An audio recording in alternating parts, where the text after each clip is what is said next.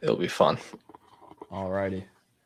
Awesome. Well, welcome back, everybody. Hopefully, everybody can hear us well. Let us know if not. But once again, I have a good buddy of mine on the channel, Anthony Venture. So, first things first, Anthony, just want to say thank you for being here, and I'm excited to chat with you today. I appreciate you having me, man. And I'm so glad that I actually can see you because I didn't tell you this off camera, but there is a really important question I want to ask you. Hmm. I don't want to put you on the spot or anything, but Okay. I wanted to ask, since you actually were like one of the lead roles in the most recent show, very popular show, do you Yeah. know if we're going to be getting an episode 9 tonight of Stranger Things? Like, what's the deal with that? Dude, I did not know where you're going with that, first of all. But second of all, no, I do not know. Uh, Oh, Dude, it's crazy though how often like this time of year, like all those comments were gone for like a good year, and then they're really? all coming back again. And like in person, every time I go anywhere with my girlfriend, all of her friends or whoever we're running into is like, who you look like, and I'm like, oh, I guess I do. Is that Spencer the Hair Yeah, Johnson? That's crazy. uh, yeah, that's why I'm wearing these hats so I can block it and people don't Yeah. know I'm Anthony. It's like such a problem. Everybody mentions it. Wow, that's amazing. Well, good to know. I think we're getting an episode, but we'll see. Yeah, We'll be that'd be live sweet. during it, but yeah. Yeah, someone let us know if you see it, but yeah, again, Yeah. Anthony, thanks for being here. If nobody knows, if somebody Thanks. doesn't know who you are yet, which would be very surprising to me, obviously go check out his stuff in the description. Anthony's talked a lot about the built stuff, of course, that we're going to be covering today. He gets to the topics a lot quicker than I do, so that's part of the reason why he's just more informed on these news related things. I wanted to bring him on today, but before we even, I guess, get anywhere, we've already got a lot of support rolling in. First of all, Woodsy just gifted 10 memberships off the bat. We haven't even Wow. started talking about anything, and he's already supporting. So Damn. thank you so much, Woodsy. What's he? I can't believe, I think he's like single handedly just boosted, the membership community in my channel by so much. Like, and I That's think people awesome. like it. They've been staying around. Uh, but yeah, he didn't have any question, I guess, or anything. Just wanted to Woods is a good drop by. guy. Woods he drops and then he goes and does something for like 2 hours and then he'll come back, you know. Yeah. Yep. Yep. And then we also had Ezekiel before the live started at 4 p.m.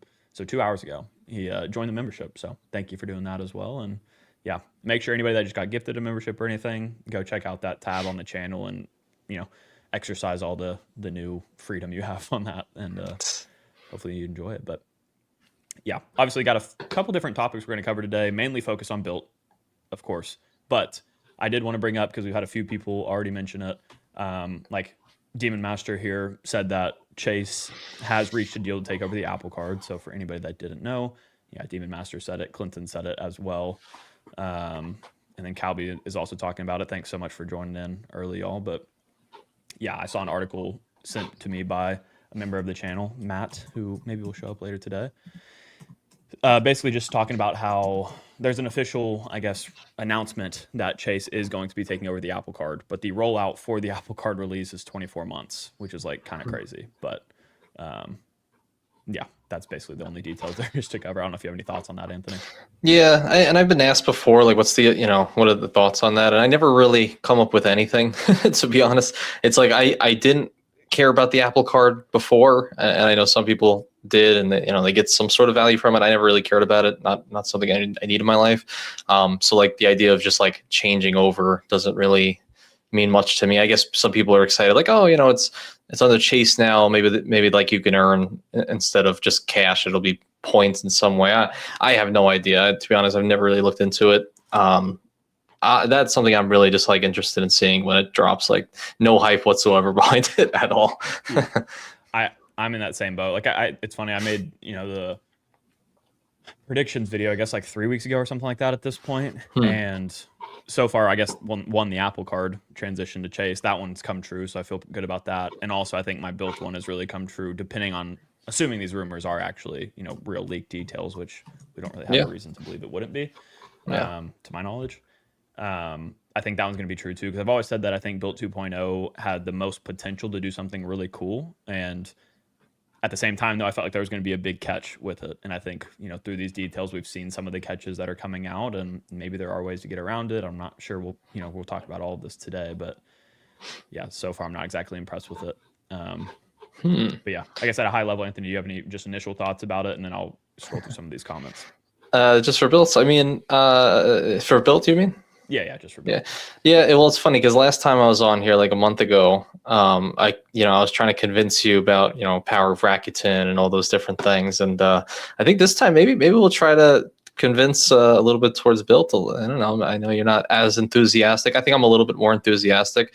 I'm a little bit more middle, but I'm more excited because of my own use case. But after thinking about it a little bit, I think there's even maybe a little bit more. So maybe we'll do a little convincing. I will say, I think last night when I first saw the news, and I think this goes for everybody, like I even saw in your video last night, like there was a lot of people that were just like so negative about these changes, and I get it, like I get why, and that's why I packaged this whole live stream like this because people are upset, including myself to a degree, for sure.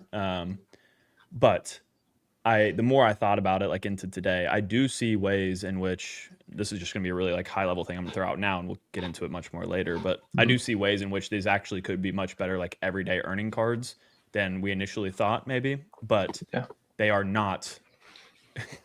Depending on how they actually roll out, they're actually not going to be like rent and mortgage cards as much as you would have hoped. Is kind of where I'm getting at, but. Yeah, I could see that. I think the general use case and the way that Bilt has, built their business model around, and why most of, I guess everybody who's ever gotten a Bilt card, probably just because it's how it's been marketed, is like the rent card, being able to, pay your rent and now pay your mortgage, but pay your rent and pay 0% fees whatsoever. Yeah, that's it's a sting. Again, I in my video speculated that it's a transaction fee. I assume it's 3%, like most of them. I mean, it could be a 2.5, it could be a 2. Who really knows? Maybe with status, it's 1. Like we don't really know the configurations. Probably not. But if it is a 3%, people who are just regularly using their Bilt card to pay for the rent, that is a lot of extra cost every single year, and would dissuade them to actually even use the card, because the points that you would earn from the rent itself would not outweigh the amount of fees that you get on. So, but we'll talk about ways that we can mitigate that a little bit for everyone who's not, fully in the know yet once we get into it. Yeah. Actually, real quick, Anthony, I just want to say, I remember this from last one too. I2L was saying that your mic's much louder than mine. I thought StreamYard would have what am I trying to say? Would have fixed that for us, but I do remember listening back last time and saw the same thing. So I don't know. Interesting. Somebody can help us. Am I, so I guess what direction? Like, am I so loud that it's bad, or is Spencer so low that it's bad? Which direction is it bad? Because I could put the mic further away from me if I'm super loud. Yeah, maybe your audio settings, do you have like the reduce or the automatically adjust mic volume on? Yes. Yeah. Interesting. And I don't know why it would be. So maybe I think yours was much keep louder last time. Oh, okay. So it needs to reduce a little. Let's see. How do you guys think about, how's this? It's a little bit away now. Yeah, let's see here. Maybe we can keep talking for a second, but I can also increase my volume if that comes down to it. Just want to make sure we don't go 2 hours talking about this. And I'm just blasting eardrums. You gotta know this. Let's see. Let's see. I wonder if I could actually, maybe I'll put the mic down and I'll take this and put it like over here. Because you can still hear me like this? I can hear you. Yeah. Let's everybody chime in, see if this level is better for y'all or not. Maybe we'll keep going for a second and check back in on it. Okay. Cool. Let's do it. But yeah, Big Kurt also donated $5 earlier. I didn't want to pass by that. Thank you so much for that. A channel member as well as somebody that's just out here to support. So thank you so much. Let's see. And then D Bozy, $10. Been looking forward to this one all day. Thanks guys for all the info. That's awesome. Thank you so much, dude. That's Nice. we can talk about this for a very long time. Here, Anthony, they said he said no, he doesn't know what to do with his hands. I don't know. Listen, I'm not used to this. All right, looking. How's this? I never really have any issues with my microphone. Maybe if I turn mine off, does this sound better? Okay, it might be I might be the issue, Anthony. You might be able to put your mic back closer. I might have Really? it. All right, maybe I'll put it right here. It's on the computer. Let's see. Just troubleshooting. Yeah, use yours like normal real quick if you want to. Like put it next to sure? your face. I turned off one of my settings and it might have fixed it. You already said it's a little better. Okay. Let's see. I'll keep it right here. Cool. Still insanely loud. Bro. I don't know what to do. I can turn up. It's fine. And then people can just turn their volumes down. I'm gonna leave the mic right there. I think that's There's so many. Spencer. See, people are saying that my volumes are too low. So I hear oh god, I hear lower me and then raise you. So All right, I'm going to keep talking. People tell me if it's changing too much. all right, I turned it Clinton up said pretty it's more heavily. the same level. Clinton's a good guy. It's better. It's better. All right, we got it. All right, cool. Let's Cool. do it. Good to know. Hell yeah. Look at us. This is what lives are all about. Yes. All right. Oh, yeah, right here. Hicks said, are we in the upside down? Anthony's mic is louder than Spencer's.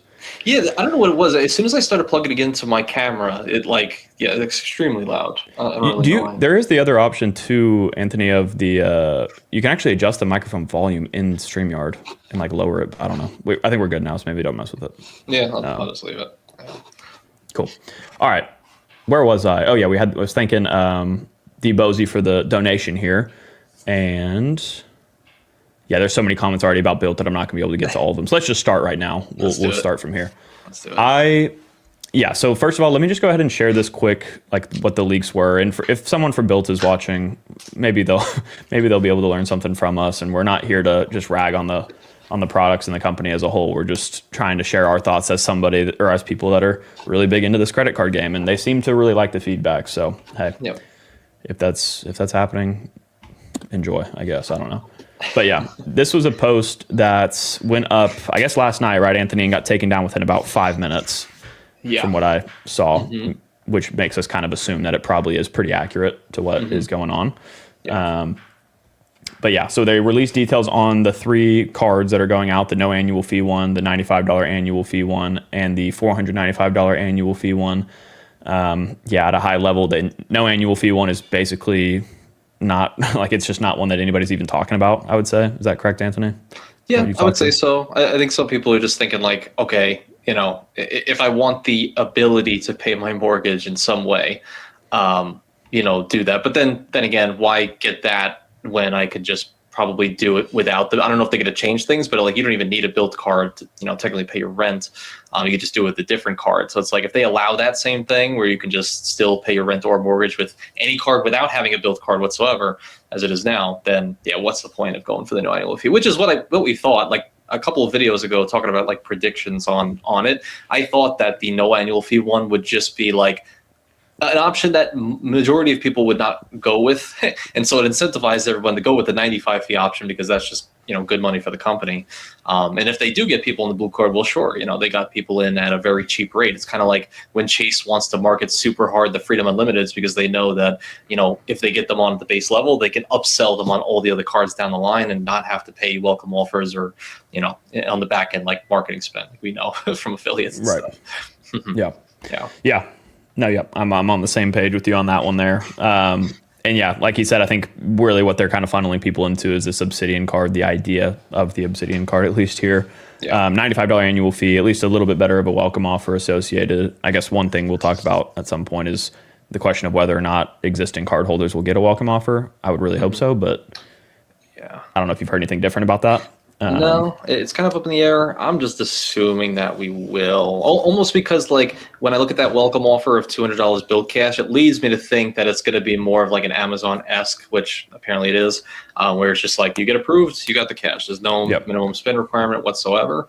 So that leads me to think that yeah, you probably will get a welcome offer. If not, then that sucks. Definitely sucks if we don't as original card holders, for sure. Yeah. I mean, yeah, it's like I kind of mentioned it. I think it was Calby's Discord last night, but it's like if you're not giving a welcome offer to the people that have already supported you throughout this whole journey, like that doesn't really make much sense, especially if you're going to be quote unquote nerfing some of the value proposition that at least used to be on the card. Yeah, and it's every single card holder who has ever had a Bilt card, every single one. It's not like a subsection, like, oh, we're just changing the capital and save it or something. No, it's your entire, almost entire, obviously there's people who have Bilt without the card, but yeah, it's all day. It's like, I think so. I think we'll get the welcome offer on it. Yeah. But yeah, so the Bilt Obsidian card, this is basically the Bilt card that we have now, just charging $95 a year, giving you this Bilt travel credit. And then, I think the most important thing here that people are going to be asking about, and we're going to talk about it more, is that these are all giving 4% Bilt cash on everyday spend. That's like one of the top things here. And then at the bottom of all of these, you see that you can use Bilt cash to waive rent and mortgage transaction fees. So people are asking already, Let's see here. Like Chad was asking what's so bad about the change. Well, when it comes to rent and mortgage rewards, it's this exact thing. The fact that it seems like now we are going to be paying transaction fees by using our Bilt card for rent and mortgages, which that was their entire selling point up until now. Obviously, what they're doing instead is trying to offer you this 4% Bilt cash on everyday spend to offset the transaction fees. But the problem is that if they're not giving you that Bilt cash on the rent and mortgage transactions you're putting on the card, then there's basically a sliding scale now of the more that your rent costs, the higher the fees associated, and the more you spend you're going to have to put on the card on a monthly basis to offset those fees. So like I've done the math for myself, and like, my girlfriend and I split rent or whatever. It's like, say it's like $3,000 a month. That's not exactly what it is, but let's just make it easy. That means that we'd have to wipe $90 worth of transaction fees every single month. And to do that, we'd have to spend like $2,200 on the Bilt card. And like that's how we'd have to do it. And that is just to wipe the fees with that Bilt cash. And then you get the 1X on top of that. So that's kind of a lot going on. I'll pause right there before we get into like the Palladium card. But overall, that's kind of like the biggest, I guess you would say, like downside to what we're seeing so far. Yeah. Correct me if I'm wrong, Anthony. Yeah, and I think because I saw some comments about it, essentially, like exactly as Spencer mentioned, like the idea is, he said we're not going to be getting any Bilt cash. What is this new Bilt cash? Essentially, Bilt cash is its own separate currency outside of the Bilt points. The Bilt cash is going to be basically like normal cash from what it seems like, but it's all money that you could be spent on the Bilt portal. So like if you go in the travel portal, you can maybe take $50 in Bilt cash, and you can pay for a nice $50 hotel if that's where you're trying to go, or obviously deduct against the more expensive stay. Maybe there's neighborhood dining, like one of their partnered restaurants. Maybe you can use that there. Fitness studios, gyms, stuff like that as well. And then also on top of that, what they have found is that, or at least through the comments and seeing some of the Richard Kerr and what he said, basically like being able to, or he said in that post, being able to use that Bilt cash to quote unquote waive those transaction fees. And so if I have a $2,000 a month rent or mortgage and it is a 3% fee, that would end up being $60 in transaction fees. And so if I get a welcome offer of, call it $100 in Bilt cash, well, I can just take 60 of that Bilt cash and I can use that to cover the transaction fee for that month on there. But like to Spencer's point, how much do you have to spend? Because if the rent and the mortgage is not actually going to earn you those 4% in Bilt cash, as you can see from the league post, then you would have to spend non-rent spend. So like your groceries, your dining, all these different things, earn that 4% back, and then spend X amount to cover whatever that 3% fee would be on your mortgage. So like Spencer mentioned, you have to spend $2,200 per month on everything else in life that's not his mortgage. So $3,000 for his rent, and then an extra $2,200 on life to be able to earn enough to cover the 3% fee, which is a thing. I have different ideas on where I'm going to be, my sweet spot actually is, but that's just so everyone is, on the same page, basically. Yep. I think that's a really good summary right there. So you might have just said the story. I was trying to read through comments and listen at the same time, but I guess the creative thing that they're doing here theoretically is getting rid of that minimum transaction that a lot of people complained about. 5 minimum transactions a month. Like it's just annoying. It's not hard to do, but it's annoying, and I guess theoretically I would imagine they're kind of going to market this as like, well, now there's no minimum transactions at all. However, if you want to wipe your fees, which they're not going to tell you, you're going to have to spend X amount on the card, and that's where it gets a little bit tricky. Yeah, and I remember seeing some from earlier leaks, like, we're removing the 5 minimum transactions, but now it's going to be like a minimum spend requirement. Like Mesa card had like 1,000 per month, but then now I'm not seeing that as much. So like, what's it's kind of up in the air. Yeah, did you see Calvi said something? It's a 3-to-4 ratio to cover fees. I think he just means like spending 75% of your mortgage to cover, like in your case, 2,200 is 3/4 of the 3,000. Gotcha.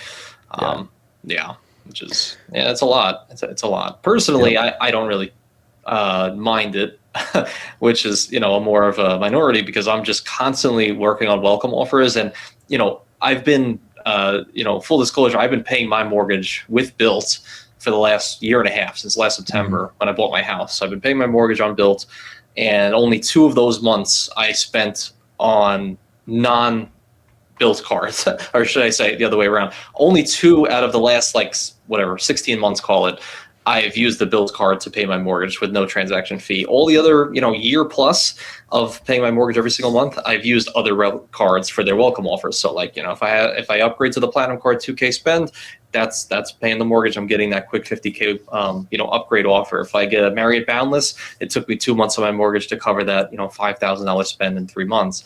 And so I've been eating that 3% fee every single month for the last year and a half, and actually longer, because when I was renter as well, like, year and a half plus ago.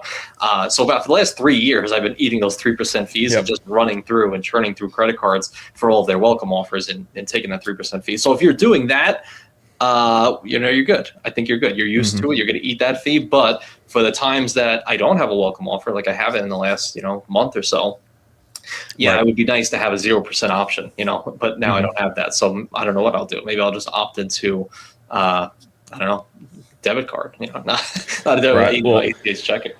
Yeah. Also, real quick, Anthony, I just figured out, sorry for your mic stuff, because someone else, people are commenting about it still. Can you put your mic up like it is normally? I'm just going to do this again and see if I can fix this. So just like hold it as I normally do. Yeah. All right, I'm here. Oh yeah, I can see the mic volume now. It just went down. Yeah. Yeah, I'm up. I'm just adjusting it manually. I think that might help, because whenever it's away from you, there's a lot more echo. So I'm trying to just Got it. Okay. Y'all let us know if that sounds better or not. Do my hands now. I'm talking with my hands so much without the mic. Yeah. No, that sounds better though, to me at least. So someone correct us if not. But yes, so what Anthony's talking about is a very viable strategy. That's exactly what I did for a long time too with my rent payments before. I would eat the 3% fee effectively, but I would use my rent purchases I would use my rent purchases to hit the minimum spending requirements for welcome offers. That's what I did. It's a little bit different than what Anthony's talking about, because I didn't use Bilt for that really at all. I just was transacting straight through. But one of the issues, then a lot of people are bringing up some different, I guess, ideas here on the options you're going to have to be able to pay your rent and mortgage going forward. What my big issue is here is that I'm not going to be able to do those workarounds as easily anymore, because I have to Venmo my landlord. So that's one option of Venmoing, is it could be an option that's going away or whatever, like not going away, but I couldn't do what Anthony's talking about here. Same thing with, like, someone was mentioning pay by check as well. Where is that at? People are chatting tonight, which is great. So keep it up, but I might be missing some of y'all's comments. We'll kind of just go as we can. But yeah, so that is a concern of mine for sure. And what makes these cards, at least on the rent and mortgage side, like, what I have to think about in order to justify these cards is whether or not that Bilt cash is going to be earned on rent and mortgage. I'm pretty confident in saying that's not going to happen, right, Anthony? Like, that wouldn't necessarily make as much sense. Probably not. Yeah, I think it's just everyday spend excluding those two. Probably, yeah. And with that being the case, I'm always going to be eating that 3% fee now. Even if I could pay through Venmo or whatever, I'm still going to be eating that 3% fee, and that's not necessarily worth that anymore. But I guess the flip side of this is going to be the fact that if these cards do earn, because this isn't real yet. If these cards are going to be earning not only, points with Bilt on top of Bilt cash, like I said earlier, it kind of makes these like decent, I'm not sharing this, whoops. It kind of makes these like decent everyday spending cards more so than like rent cards, even if you don't use them for that. So is that something that you're kind of talking about with your specific strategy of how it's going to be giving you value? Yeah. For me, all I really cared about, because I would say I'm probably a minority use case where it's like I don't mind the 3% fees. I'm constantly working on welcome offers. There will be a time where there's not enough welcome offers. Okay, cool. I'll cross that bridge when I get to it, and I'll have way more points. Thankfully. But I also am considering this as basically, at least for me, oddly enough, my Sapphire preferred killer, just because I have used my Sapphire preferred honestly as a catch-all card for the last year or so. And it's really just because, like, I'm working on welcome offers constantly, but for the times that I'm not, I'm basically getting 3% back on the online grocery category, because I can scan the QR code in store at Publix, and then it'll code as the 3x. So basically, I go physically in store, I pay my groceries with the Sapphire Preferred, and I get 3x back and all that. Anytime I go out dining, it's 3x back, but that's still like once every couple of months. I don't really spend much on anything else in life, really. A couple of Amazon things, but I got the Amazon I don't really need any other really crazy spend cards. So I'm looking at the Obsidian card at 95, where you can, if it's true, it's going to be 3x dining or 3x grocery at 25k cap. And so for me, I could just stop using my Sapphire Preferred. I don't need to worry about that anymore. I could just use the Obsidian card and earn the currency that I want to earn, which at least at the moment is Bilt. Everything I'm funneling is towards Bilt at the moment, just because the transfer partners are that good. So yeah, that would basically replace that for me. And it also earns 2x pack on travel. So like it does everything that I guess those cards would ever do. And so it's like the one card for me that will kind of rule them all, I think, in 2026. Just like get that and use it for everything. Why not? Yeah, and I guess why not already do that with the no annual fee card right now? I guess like what makes it, just because that Bilt Cash edition is why you're looking to switch? Well, I would say just the 3x grocery. You're going to switch it to grocery, not dining? Part of it is another really niche thing, which is like, again, I just mentioned, like, I can pay with the QR code with Publix and get my 3x back, but I realized recently that Sprouts actually has some better options. They're more organic options. Get away from those pesticides. They have a little bit better stuff, make you feel better. I've been getting these organic bananas. Been feeling good lately. But I can't. Let's not get crazy. But I've been called an organic banana in my day. But I can't do the or just a fruit.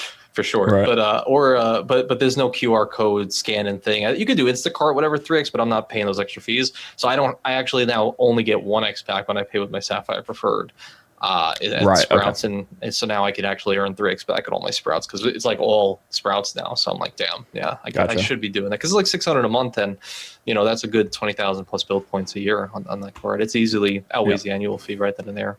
Yeah, so that'd be your grocery and travel card effectively, and then Bilt Cash and everything else, which you could use through their portal. Probably it could be to wipe the transaction fees or actually book travel with hotels or whatever through their portal, right? Yeah, and then another thing I'm thinking is, well, I'll talk about this a little bit after when we get to it, but I'm considering that the high-end one, but for a couple of reasons. But another thing is, if I want to retain the Rakuten, being able to take all of your Rakuten cash, transfer to Bilt at a 1-to-1 ratio, I need to have Bilt Silver come whatever I think it's May 15th payout. And so my if I spend everything on the Obsidian card, and it's groceries, whatever, and I spend about probably over 7,000 a year on groceries, I only need a little bit more to spend to get silver status versus 10k spend, and then I can retain that. But that's another little side thing, I would say. Yeah. No, that makes a lot of sense. There's so many, like, the thing in my mind, like, races with this topic, because I think maybe one place we can kind of like talk about for a second, that what is annoying to me about Bilt, I guess, like as an ecosystem right now, is the fact that what they're doing is extremely complicated, I feel like, and intentionally so in some ways, I believe, because there's a lot of folks out there that aren't going to recognize this new change where they're going to have to spend a certain amount to wipe their transaction fees, like existing cardholders that aren't watching this YouTube or this live stream. Like, it's going to be people in their everyday life that have the Bilt card, like my friends who I would normally recommend this card to. Like, I'm not, they only use the Bilt card for rent, which is how a lot of us do it. And now they might just continue doing that, not realizing that they're actually just paying, Bilt and the mortgage lenders and the rental portal pockets, so yeah, the complication to me is a little bit annoying for sure, but I think when we break it down, step by step like this, it can be a little bit more palatable. I think we've covered Bilt Cash fairly well, I would say, like just blanket understanding here that you should technically be earning 4% on every dollar you spend on these cards, and it's a separate currency from Bilt rewards. You can use that to wipe your transaction fees or for anything else through the portal. So that's good. In order to actually earn enough, you have to spend a certain amount based on your rent or mortgage amount to wipe the fees. That's understood as well. We've talked a little bit about the Bilt Blue card. Nothing crazy to write home about, but I guess it's not bad, but it's just like it's not the same as what we currently have. So a lot of people probably go for that Obsidian card. But I know you want to talk about this Palladium, so maybe we can dive into that here for a second if you'd like to. Sure. I can do a quick high-level overview, and then we'll talk about how you want to be using it. So the Palladium is apparently the $500 or the $495 annual fee card. The only one that comes with a Bilt point welcome offer on it, 50,000. So not even technically, wiping the fee, which is kind of annoying. But you also do get gold status, and you do have to spend $4,000 in the first 3 months to get this welcome offer. So also the only welcome offer that we know of that would have a minimum spend requirement. And I guess also Bilt Cash, I keep forgetting about that. So I guess technically it is a pretty solid welcome offer overall, for sure. The The earning categories are unique because it only gives you 2x on everyday spend for like a just general earning category, like competitive earning category compared to the other cards. Mm-hmm. However, that combined with 4% on, Bilt cash and everyday spend could stack up to be quite a bit if you use this as your miscellaneous card. And maybe it's the one that you could easily, be earning. Like that's a way that I personally like using my miscellaneous spend on a card like that. That's how I could wipe my transaction fees a lot easier because I have a higher miscellaneous spend than I do like grocery or dining, for example. Mm-hmm. And then, yeah, this one also technically comes with benefits on it too. $400 Bilt travel credit, $200 every 6 months, $200 Bilt cash annually. So that helps with your fees. Priority pass. And then, yeah, that's really it. But really quick overview. But yeah, Anthony, let's talk about how this kind of applies to your setup. Yeah, I think one of the most important things about the Palladium card is if you look at, towards the benefits, like that third one down, that PP, I think it's really powerful and important that the Palladium card has a strong PP because you really need that in life, especially Absolutely. for a happy life and a happy wife. But outside And of the strong... This live stream is sponsored by Blue Chew. No, I'm kidding. That should be the name of the no annual fee, the Bilt Blue Chew card. But yeah, I didn't really consider it, but now I've thought about the Palladium a little bit, and I'm kind of considering it because, well, it's got the $4.95 annual fee. Okay, cool. That's high. I kind of still have the war on high annual fees, but I was considering, well, the 50K Bilt is pretty good. I could definitely use that for some upcoming stays for sure. I don't have a welcome offer to work on right now, and I was like, if this could be virtually a guaranteed card that I could get approved for right away and hit that 4K and get my 50K Bilt points, I think that could be a worthwhile venture. But I was considering for my own use case, since I am going to be trying to get as many welcome offers as possible for the the remainder of the year, if I could do that for the rest of the next call it 10 months, because I'll call my mortgage $2,000 a month. It'll take me 2 months to hit the welcome offer on this. If I could do it for the other 10 months, my transaction fees would end up being like $600. And so if they give me a welcome offer initially of $300 in Bilt cash, that waives the transaction fees for the first half, so for the first 5 months. And I don't know, we don't know yet on the benefits list, the $200 Bilt cash annually. I don't know if this is going to be like also day one and it stacks, or if it's going to be on your anniversary year, like, some of the cards that we know. Probably. I don't really know. That would be interesting. I feel like it probably would be. Anniversary, yeah, I would say probably. Yeah. So that's the only thing that sucks. And I guess, that would help me in the following year. But at least I'm thinking through it with just my normal everyday spend. And yeah, again, if I put all my groceries on this card, I was thinking like, okay, if it's $600 a month, call it $7,000 a year. If I'm earning 4% back on $7,000 a year, that's $280 in cash. That's call it $300 in Bilt cash again. The welcome offer plus the amount of spend would be at $600. That would actually cover all of my transaction fees for the next year, basically. Yeah. So that would cover a lot of fees, and that would be worthwhile. And then again, on top of that, I have the 500 Bilt points. On top of that, I have the $200 or the $400 in Bilt Travel Portal, which, from what I understand, and I was talking to Calby about this a little bit earlier, this card also comes with complimentary gold status for the first year. So you can see that right in the welcome offer. Complimentary gold. What Calby told me, and I didn't actually check it myself, but he told me that basically with gold status, you have access to Bilt's FHR program. So the Amex Platinum Cards FHR program gives you perks, $100 experience credit, daily credits, whatever like that.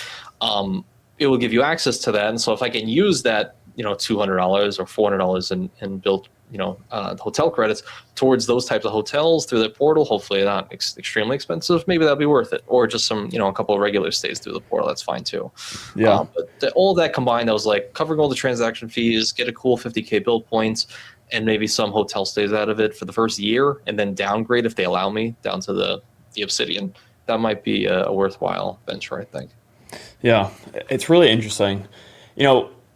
Again, I got to ask you just in general, do you not find all of these hoops and all of these different justifications we have to make kind of concerning or annoying at all? Because it's theoretically, this is kind of like a Venture X card, really. It's, obviously gunning for the Venture X with all of these types of credits and stuff like that. But like, again, for all these like transaction fees and stuff like that, it just adds this new layer of complexity that I would rather not have. I don't know about you, but it's just kind of annoying, even if it is a good card. 100%. Yeah, 100%. And again, I'll speak to myself first and then the masses second. Myself first, that I would go Palladium just to get the cool points and just to use some of the credits and just to try it out and all that. Gold status, maybe get a Fleet Blade helicopter ride in New York, you never know.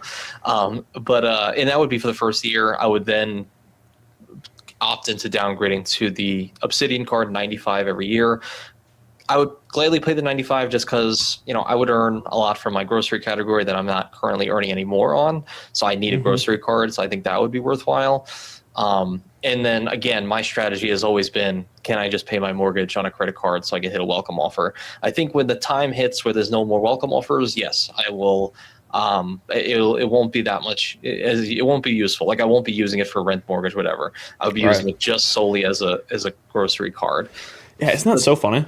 Yeah. Like that's what's kind of annoying. It's just like we're really now talking about these cards not even as rent or mortgage cards at all. Like that's not what these are about, which is kind of crazy. Like that's their whole thing. But it's true. Yeah, it is almost. Yeah, you're right. Considering that, it's like, oh yeah, you're flipping it to now. Am I using this in a trifecta now versus like this is just my rent card?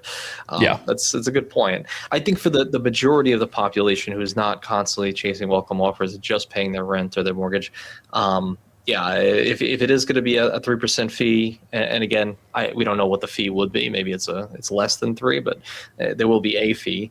Likely, depending on what it is, it'll outweigh whatever points you would earn from it. So yeah, it just kind of hurts. So if you're not constantly hitting welcome offers, like you said, you're just now thinking about how can I either pay an annual fee and just like, I don't know, just get another card for your trifecta or something like that, which is, I think we're all kind of over that too. Anyway.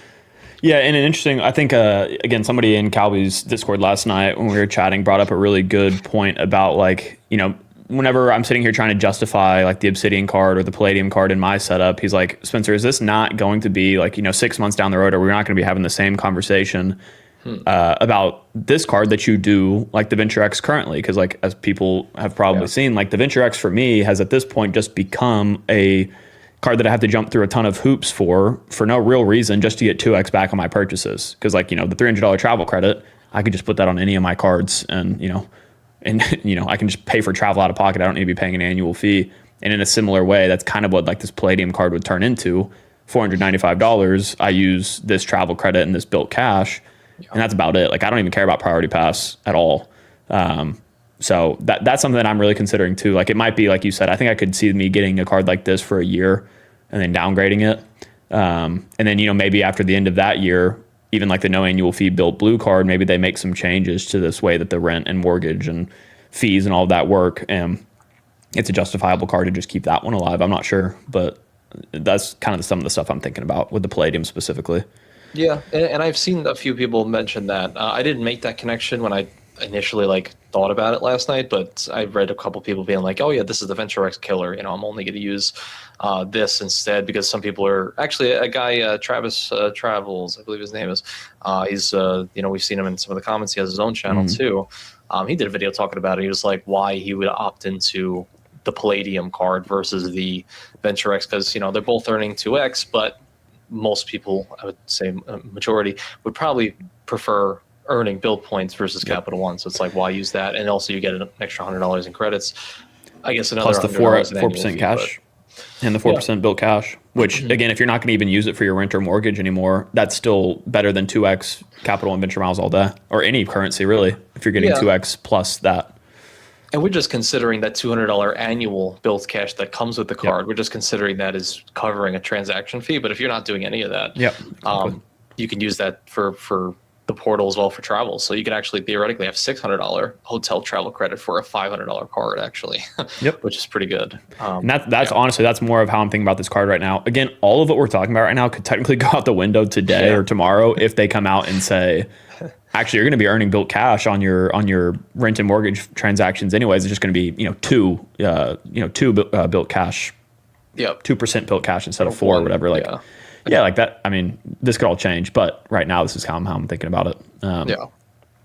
Jay Davey came in with a $2 donation saying probably just going to use the Venture X, get 2x Capital One miles and 0.5 Bilt.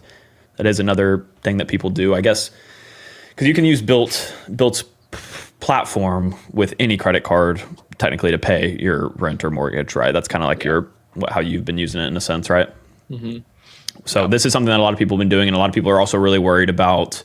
Like right now, people are using the Atmos cards to pay their rent and get 3x back, which technically wipes the transaction fee. And as long as you're redeeming for, I think it's like 1.67 cents per point or more in Alaska miles, then you're actually better off going that approach, I think, than even Bilt in some regards. So, and then they also just added United as well. So these are all kind of like alternate ways that people can use, I guess, Bilt's ecosystem without needing one of these cards.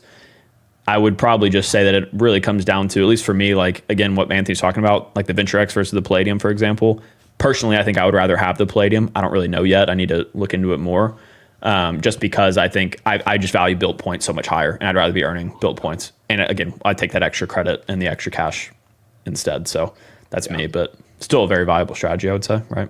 Yeah, and I think one thing that we're also glossing over, which is actually the most important fact of all this, is we're forgetting that apparently Calby told me if you get the Palladium card, I think you don't have to pay the extra $50 to get the mirror design, which is something I think we've all been really we've all been waiting for that. I don't know if you want me to showcase the design. I can go do for that.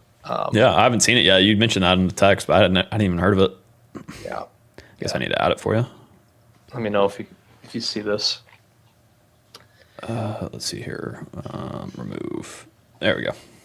All right, so now we're on my screen, and 5 hours ago, what was this taken down? I thought this was the exact same thing. Oh no, this is from last night. That's why I just left these tabs open. So yeah, apparently we have two different finishes here for the Obsidian one. So it's the 95 fee. So this is the matte finish one. So very interesting. In fact, I was looking at it, and I was like, I didn't even look at it. It looked like Manhattan, to be honest. Like it just looked like the map of Manhattan. But if you look, it says Houston Street, Lafayette Street. I wonder if we can figure out where that actually is. But they have that. But then they have a $50 mirror finish version, which is like this. Which I guess it doesn't. I don't know how it's a mirror, to be honest, but it might be. But I was somebody who was thinking that I'd probably just for the YOLO of it all, or the museum piece, go for the $50 mirror design. And so if I was going to do that anyway, Calby told me that apparently the Palladium card was going to come with that mirror design complimentary, completely for free. So that's also saving me a little bit of money. So it might my use case. That's funny. By the way, that intersection is in Lower Manhattan in New York City. I thought so. I freaking knew it. Yep. I knew it. That's so funny. Yeah, I mean, cool. Shoot, as a creator, I probably would do the same thing, but as a normal person, I don't think I'd recommend paying $50. Yeah, I was like, I bet the video does well enough with the extra design to pay for it anyway. So, that's the privilege. Yeah. Let's see here. We got another $2 spot from John. John's credit and travel. John, always out here supporting, saying hit like and subscribe if you haven't yet. Yeah, this might be like honestly my most concurrent viewers in a live, which is pretty cool. What are we at? It says like 462 right now. Which is pretty wild. I knew it. I knew we were gonna cross 4. Yeah. Love it. See if we can push it up to 5. Bring your parents in. Bring everybody in. Let's do it. But yeah, thank you so much, John. And yeah, be sure to like and make sure people after the VOD goes live, they can watch it too. Let's see here. So, God dang, there's literally so many chats. It's actually hard for me to even keep up here. I'm kind of just going on a different wavelength there. That's crazy. 460. Let's see. Pump it up to 5. Yeah, so we've got. Let's see here. I'm going to bring this back up for a second. So we talked about the Palladium now. Yeah, I guess let's take it to the audience real quick and just see what everybody else is feeling about this. Like, I guess maybe a good question to ask is like, out of these options, which one of them would y'all pick? And I can actually start a poll for that, I believe. Let me do that. Oh, nice. In the meantime, I'll just ramble on the Bilt Obsidian card. I guess one thing that we forgot to mention, which was you can see at the bottom of the screen there, $100 Bilt travel hotel credit, so $50 every 6 months. So very similar to the Sapphire Preferred in that way. And I am somebody who happens to somehow take advantage of the $50 Sapphire Preferred credit. Last year, I used it at an actual $50 hotel. But in other cases, I was able to if I'm ever going through the portal and don't want to do full points, I can maybe do a little bit of points and then, a little bit of $50 cash to offset a cheaper stay. Every now and again, that'll happen. Like I remember I booked a boutique stay through the Cheese Travel portal in Italy, actually. So I could have discounted that with a little bit of cash as well. So it looks like the Palladium card is going to be $100. They had the big boss on them and, do double the amount of credits. But yeah, for sure. Very interesting. Yep. That's a good point too. I was always somebody that also tried to, like, I found use cases for that $50 credit as well. But I also understand how people are just like, they don't want to even deal with it. So, but we're kind of in this game to take advantage of all of that. Let's see. The poll is out. It looks like 50%, 53% say Palladium, 35% say Obsidian, 12% say Blue. I'd be curious. I'd be curious to hear why people would want the Blue, I guess. Is that like weird to ask? I feel like, I can see some. It would really depend on how much you want to spend on that card because, again, like if you want like a catch-all card that you can use and get that 4% Bilt cash on top of just 1x on your rent and mortgage, like you'd get a lower effective annual fee by just getting the Palladium. Yeah. So I don't know why people wouldn't choose that one unless they're like not traveling, but then why would you want to be earning Bilt points?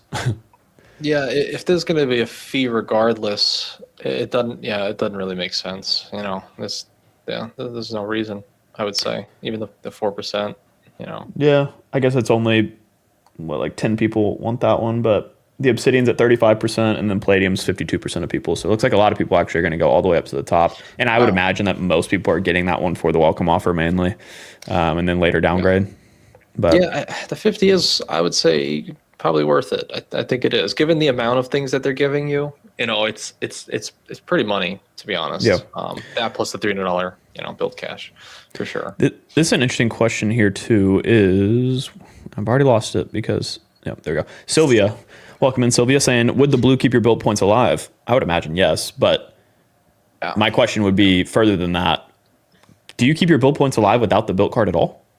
Yeah, that's yeah, you do, because it is a part of rewards. It's part of the platform. The ecosystem is built to the platform, not the card. But yeah, so you'll retain your Bilt points regardless. But yeah, yeah. Let me do.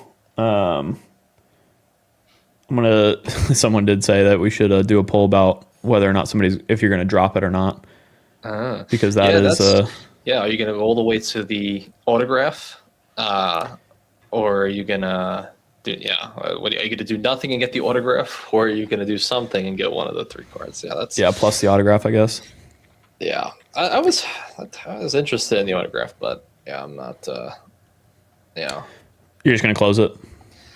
I'm just gonna. So the way I understand it is when it first came out, and maybe I'm wrong, but when it first came out and reported on the news, it seemed as if it was going to be in both options. So like if you do nothing, it'll convert to an autograph. Mm-hmm. Cool. But now with the newest language, it leads me to think that when you opt into the new card, your Bilt card will.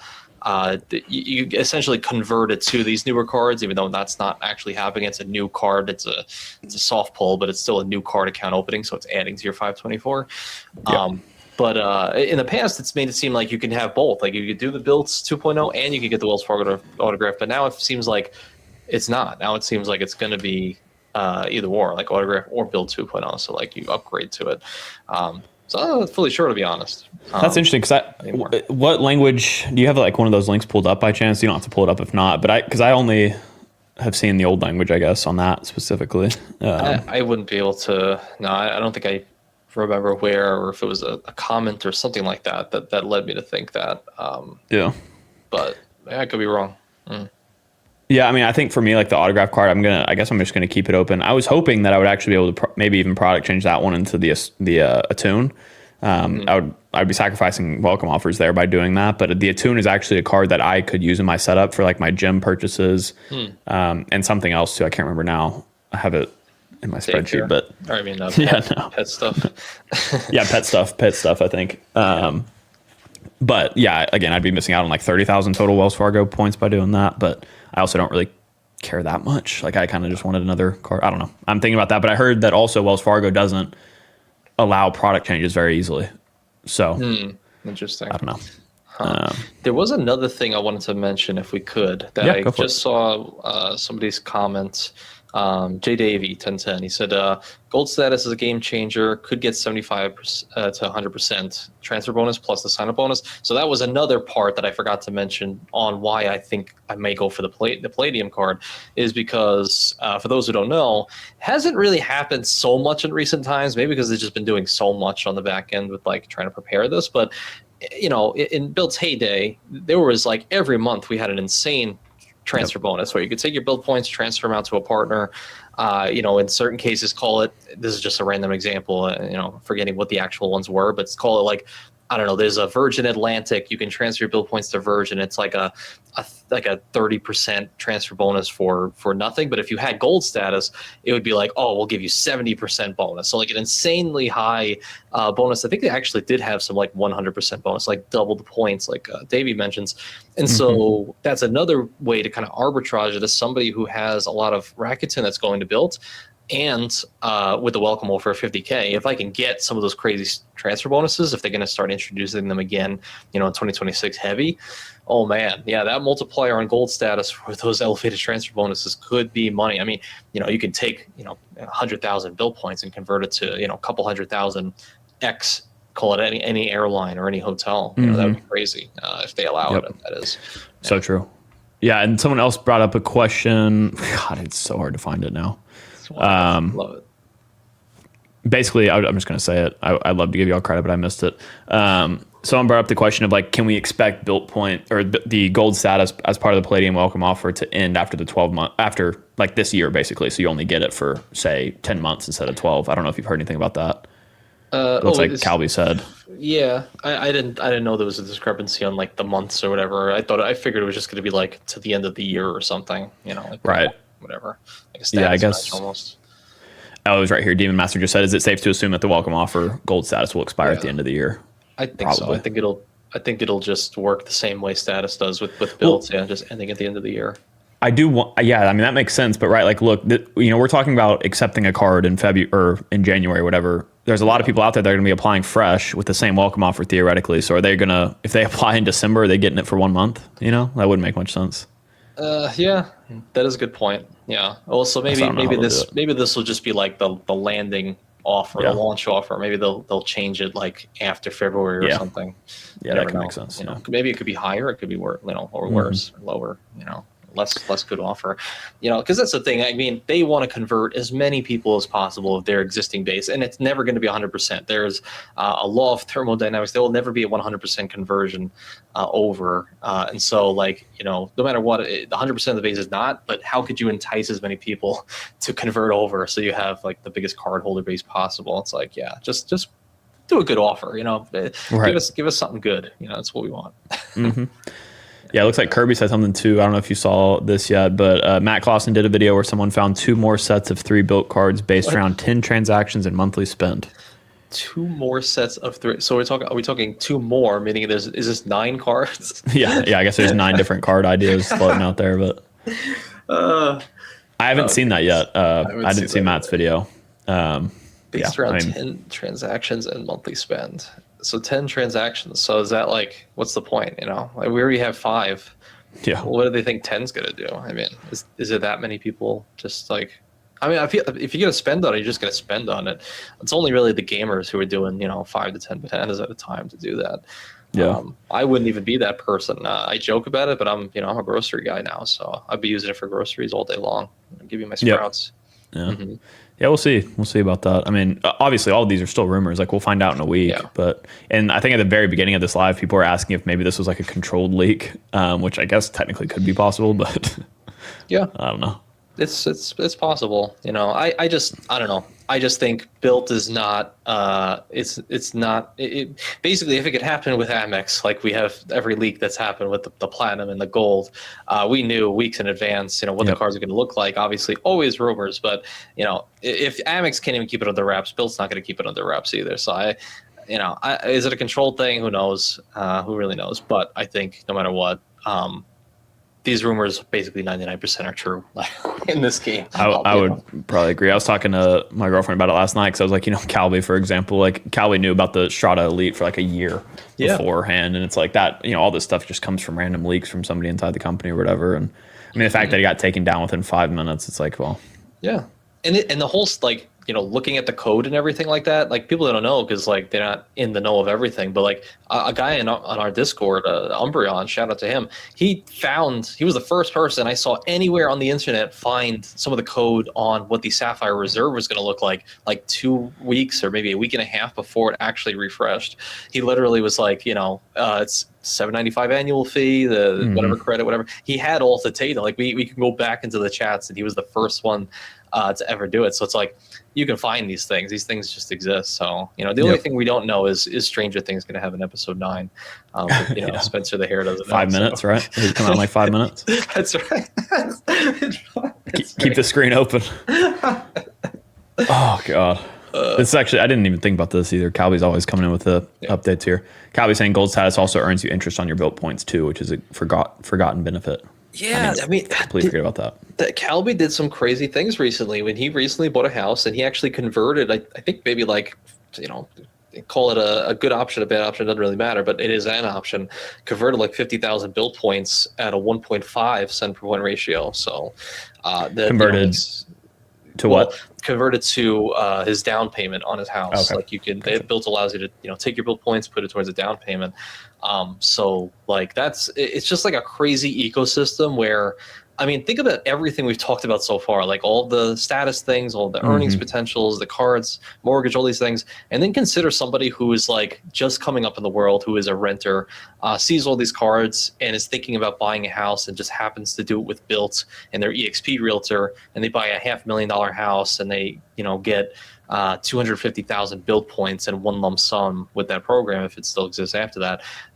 Multiply that by a transfer bonus on gold status. Like, I don't know. I every time I think about it, I'm like, Bilt is like a first mover in the mortgage world. I think we're going to see so many other cards try the mortgage thing. But it's like they have such a first mover advantage to all this. It really can be the one ecosystem to take someone from like, early days to renter to having being a homeowner, and then obviously using all of that for travels. It's like, it's pretty crazy. I don't mean to glaze it so hard. It's just like, it just kind of hits you, like all the different all the hands that they are in, and how they can facilitate like most of life. It's crazy. Yeah. And that's what I've always said about them, and as well as just the fact that, again, like at the very beginning, I mentioned how I've always said that I think Bilt has the most potential with these new release of cards to do something really cool. And I think what they are doing, even if these leaks, if these leaks are true, what they are doing is still creative. Like there's some creative stuff going on. They have 2 points currencies on the same card. Like that's different. We've never seen that before. All this stuff is new. So yeah, like I have a lot of faith in them as a program, and they obviously listen to consumers pretty well. And maybe like Cam here said that it's some controlled leak to get feedback. If it is, I don't think so. Yeah, I don't think so either. But if it is, hey, that's what they're getting now, and maybe they can actually use it to make it better. I mean, if it was, that's the only outcome of this, right? I see people like kind of going back and forth on if it's going to be a Visa or MasterCard. It's going to be a MasterCard. I read in some of the comments, like Richard Kerr, like concurred, no pun intended, that someone was asking like, oh, can it be a Visa? And he said, well, we can't do a seamless transition, like more moving over to the 2.0 with all those things, allow for a soft pull if it was anything other than a MasterCard. So it will, it'll be a MasterCard, which is also great because I've used my Bilt MasterCard concierge for a lot of different things, like getting dinner reservations and actually booking hotels, like FHR hotels. It's good, good to have. I think, what I was really hoping this year that I could do, and I mentioned it in the video that's going to come out on Monday, what I was really hoping I could do this year was actually put more attention into the Bilt ecosystem, assuming that the launch goes pretty well. At a very base level now, I could still see myself considering moving from like the Venture X to that Palladium, using that for everyday spend, earning the Bilt points I want, earning the Bilt cash that I want, actually chasing status through my miscellaneous spend, since that is like my highest spend outside of rent. And just take it from there. Even if I don't use it for rent and mortgage, like whatever, it could still be decent. But I'm like really interested to see like the nitty gritty when it comes to all this, because like, for example, we don't even know if you can do this whole upgrade downgrade thing. We don't know if we're going to get welcome offers on the cards, like if you're an existing card holder. We just don't know about any of this. So it's kind of, a lot of this is speculation, but I think we're hitting, the 95% mark on a lot of this, and hopefully it's accurate, or if not, we at least learn how to think about this a little bit better. Right. Yeah, for sure. Absolutely. Yeah. Sanilo said, is Bilt 3X Groceries the best card for groceries over the Amex Gold, over the City Charter Premier? To me, I think so because of transfer partners and transfer bonuses. Yeah, I could see that. I think so. Yeah. First of all, thank you for the $5 as well. Yeah, I mean, obviously you can run math on this, right? Like if you can take the opportunity cost of using this card versus the gold, calculate the effective annual fees based on your natural spend and all of that. So you can do it. But yeah, that's what I'm kind of getting at with what I was saying about the Palladium. It applies to the Obsidian too. Technically these are becoming pretty dang good everyday earners for like one specific category, whether that be miscellaneous on the Palladium or either dining or groceries on the Obsidian. Because you're double dipping. So even if you don't use it for rent or mortgage, but still a blow to like if they really do get rid of that, if they add the transaction fees back, then it's like you're literally not any better off necessarily using Bilt than another currency, technically, right? I mean, yeah, and I think some people kind of think about like what basically like what currency to earn. I think some people are like, well, I think Bilt still kind of beats out City, for the most part, just with their their partners and stuff like that. So some of it's ecosystem, kind of dependent. But every time I look at Bilt's transfer partners, I'm like, if they just retain this, I mean, there's pretty much nowhere you couldn't go in the world, I think, with their partners. Obviously, you're missing some sweet spots, but it's not like the majority of people are redeeming for those anyway. A lot of the time, no. Yeah, the biggest holdback I have over, I guess, holdup I have with Bilt over other currencies would be like the low cash out rate. But again, if you're able to do like basically a hybrid strategy within one ecosystem through the Bilt Cash, if you're not using that even for your transaction fees, like it is kind of the best of both worlds. In a way, I guess. Yeah. For somebody like me, at least. For sure. Free Thinker with a $5 donation. Thank you. Saying I appreciate the content. You both have really helped me elevate my credit card game and understanding. That's awesome. Thanks, this is I'd say this is definitely a heated topic, but I had to get Anthony on here. There's a lot of folks I could have had on, but Anthony's just so good at this, and I wanted to have him. I became Bilt King out of nowhere for some reason. I just I don't know. I just get so excited out of nowhere. Yeah. Well, I mean, to be fair, they are the most exciting ecosystem right now. Like they're the ones doing the most, like we talked about. So why not be excited about it? Yeah, right. No, some people aren't even trying. There is a lot of just negative Nancy going on in general in this world, I feel like, but especially in the credit card game. It's like if we're really like, we shouldn't be losing sleep over this. It's just credit card stuff. But can you imagine just being up at night, just like, I just can't. I just Bilt 2.0. Not Bilt Cash. The transaction fees. Yeah, as Calvi said, is this Cole's Cash? What's the deal? Oh my god, that's it. Really, I mean, it's interesting to think about. I can't do this. Start fighting with your wife and stuff. What is this about? It's Bilt 2.0. What is this really about? Vinyl cover with the $10 donation saying, late to the party, but in light of the latest Bilt news, how are the Amex Blue Business Plus or Capital One not considered suitable alternatives? Waste. I'm kidding. I mean, that's kind of what we were just getting at for a second here. Like, technically, if you're going to be paying a transaction fee regardless, then you could kind of use any card you wanted to, but you'd be earning 0.5 points per dollar less by using one of these rather than one of the Bilt cards, right? Or just the Palladium, I guess. But like if you do what Anthony did, you're using welcome offers or using your mortgage or rent spend for welcome offers. That's still going to beat even using the Bilt card naturally. So yeah. And again, if you're somebody like, to your point, like, I don't know, just effectively the same, 2x. But it's like, that if there is a particular, I don't know. For me, it's like, what amount of points can you possibly earn in an ecosystem, and how could you use that for whatever redemption you're trying to get done? If I'm trying to get some special A&A redemptions done, okay, cool. Maybe if I can amass a large sum of Amex points, and maybe I'm somehow shy and I have no other way to get some more, like I can see a world like, oh, I use my Blue Business Plus, but I don't know. For me, I just like, if I could just amass a large sum of points in one ecosystem, that's the most important thing for the most part, because most of these transfer partners can get you where you want to go pretty much no matter what, I would say, in most cases. Little sweet spots here and there, but not really.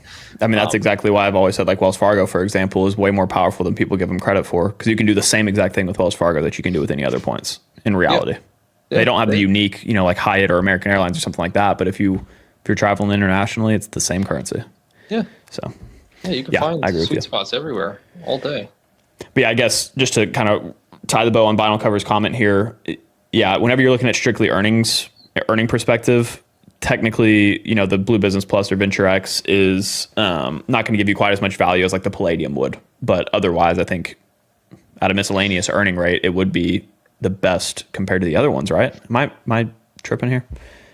Like if you use the Obsidian versus a Venture X, like what is the difference in earning rate you're getting on mortgage specifically and rent? You'd be doing better with these, right?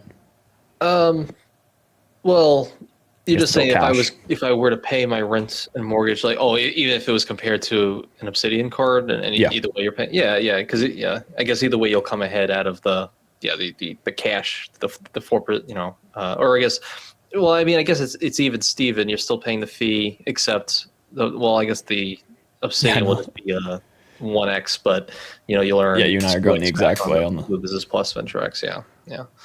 Yeah, but you don't get the 4% Bilt cash. That is something to consider. Like the 4% Bilt cash would wipe the fees depending on how much you're putting on the Blue Business Plus or Venture X or miscellaneous spend in general. Yeah, if it's general spending, I think, probably it'd be more worthwhile getting the cash. Yeah, we are kind of splitting hairs here to a degree where we're talking. That's why I think a lot of people are annoyed by this change, because if we're talking about an extra 0.5x by going into Bilt's ecosystem this hard, like a lot of people don't want to do that. But yeah. It just, again, if you're like Anthony and I, where maybe you do want to focus more on like a Bilt ecosystem, then it would just make more sense to stick with them and funnel more spend through them. And by doing so, you will get the status, which helps you with Rakuten, which helps you with transfer partners, which helps you with everything else. So it's like they obviously want you to put all your spend in their ecosystem.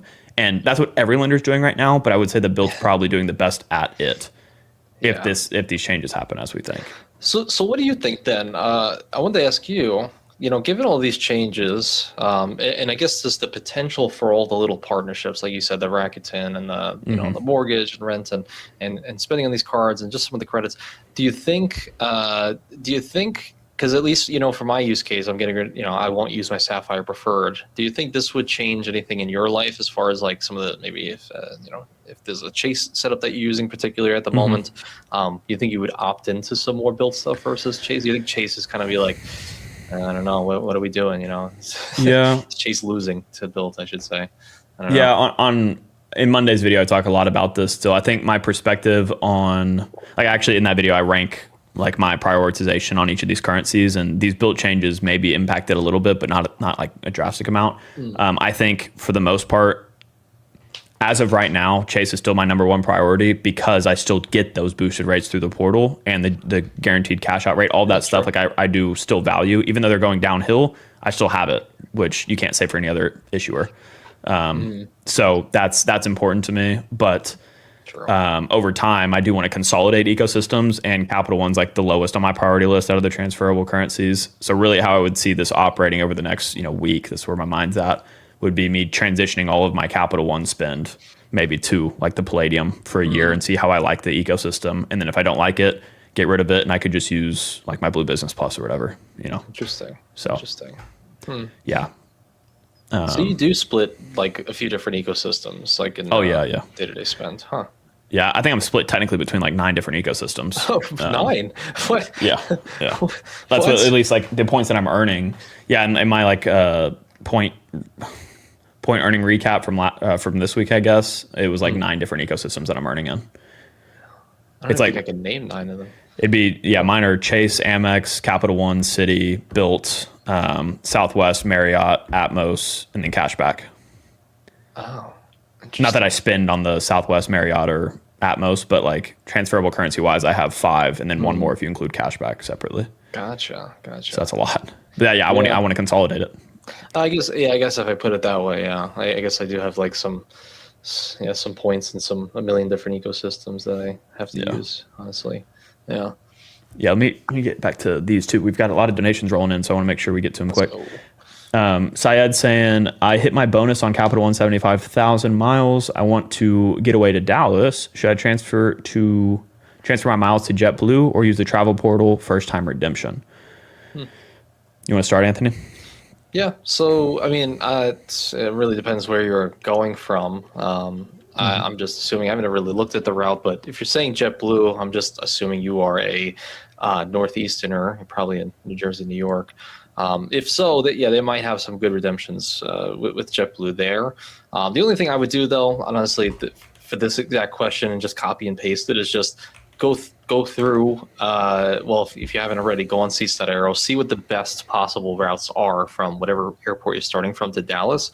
If it's going to be an AA, or if it's going to be a Southwest, if it's going to be JetBlue, see whatever the lowest points for whatever currencies you may have, and can send it over to there.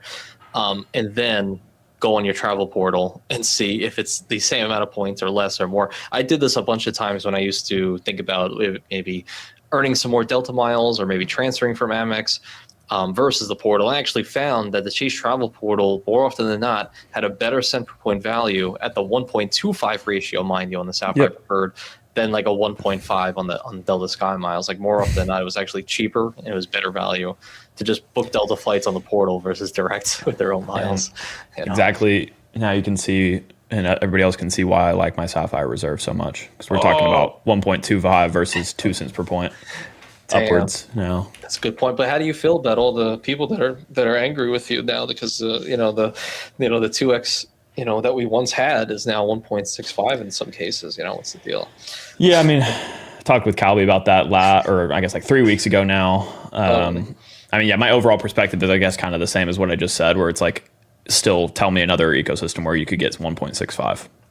Yeah, you're right. Like, it was 1.5 before, and now it got boosted to 2. So they gave us something and then took it away. But if they had never taken it away, we would have been happy with the 1.65 redemption. So yeah, you're right. I'm not that butthurt about it, but it's annoying because it's like they keep trending in the wrong direction. Like, if you zoom out really far, you're like, that's not good. But yeah, objectively, I can't beat it. Are you finding good use cases with the 2x or 1.65, whatever, for edited hotels? Are you using our flights at all?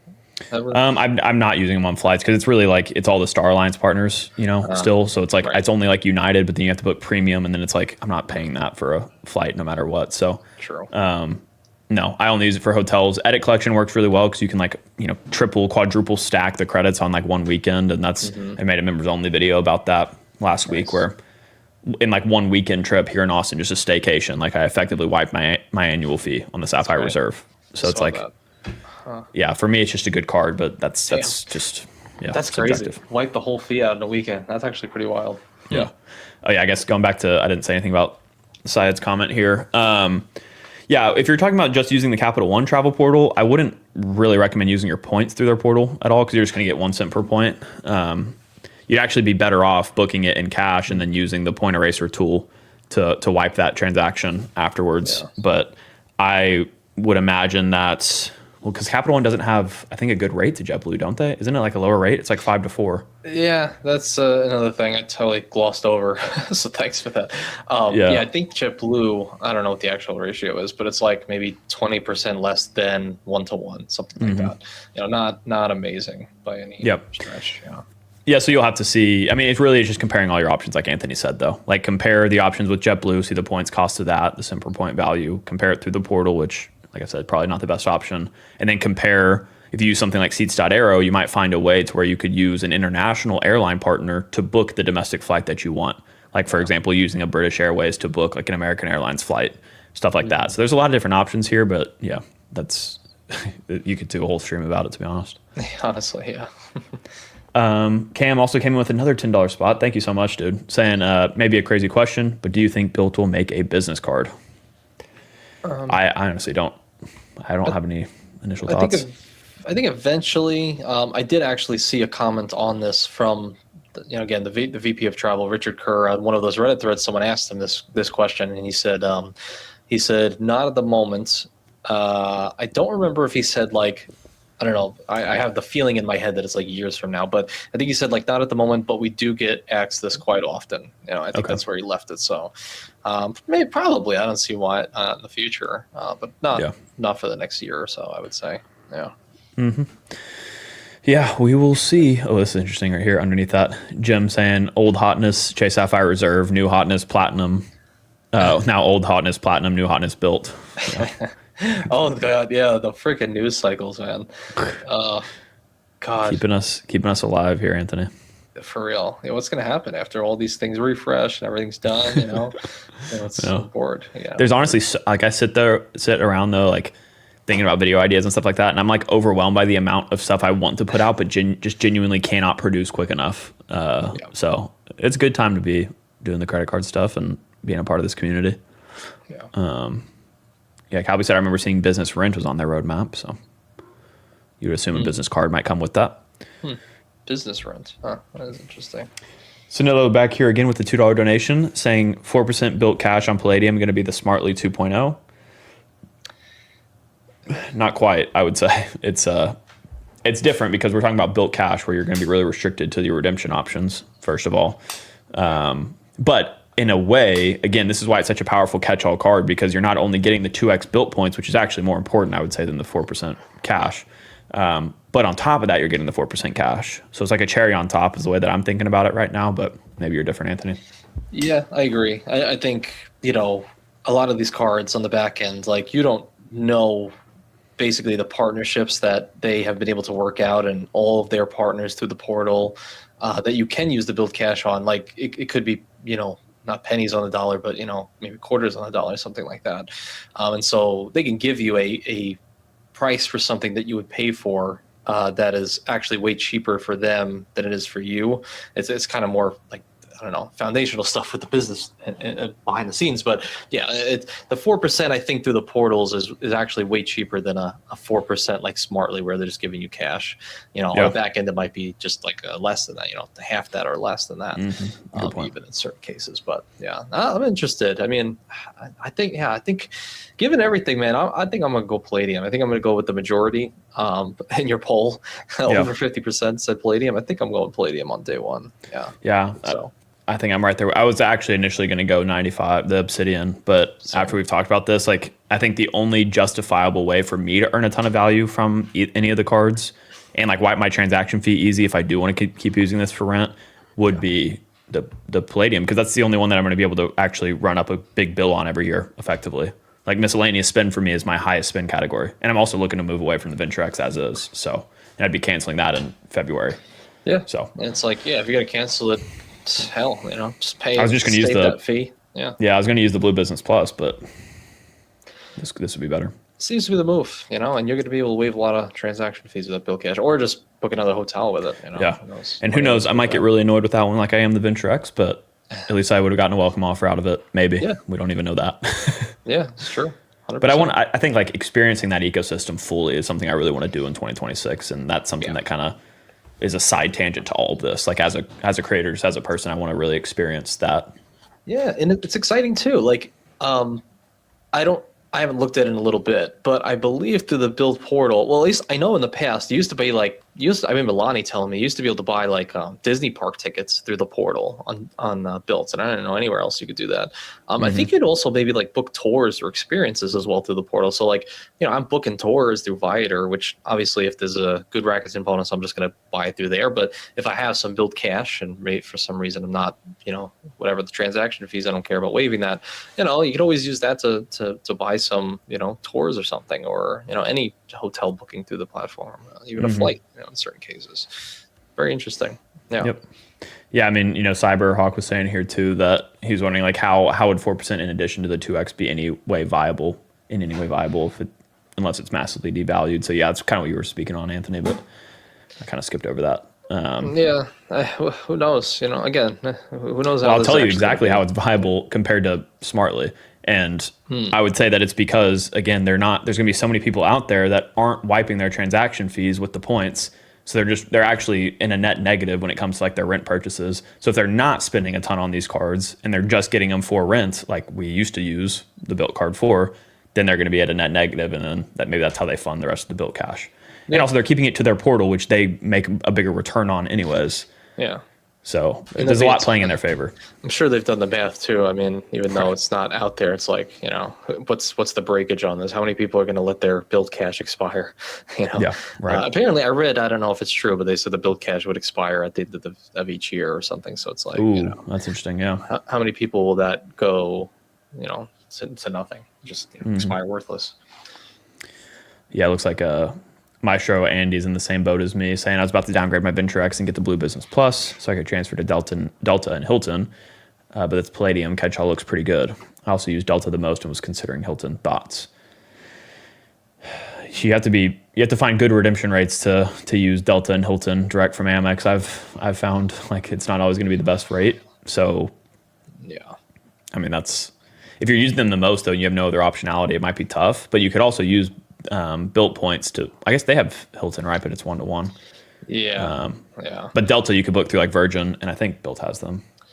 Yeah. So that yeah, exactly as you said, that'd probably be the best plan of action for that type of person. It's like, yeah, if you can save those fees or just, consolidate it all to the Palladium 2x catch-all, yeah, you can do exactly as Spencer said. There's very good flights with, Virgin.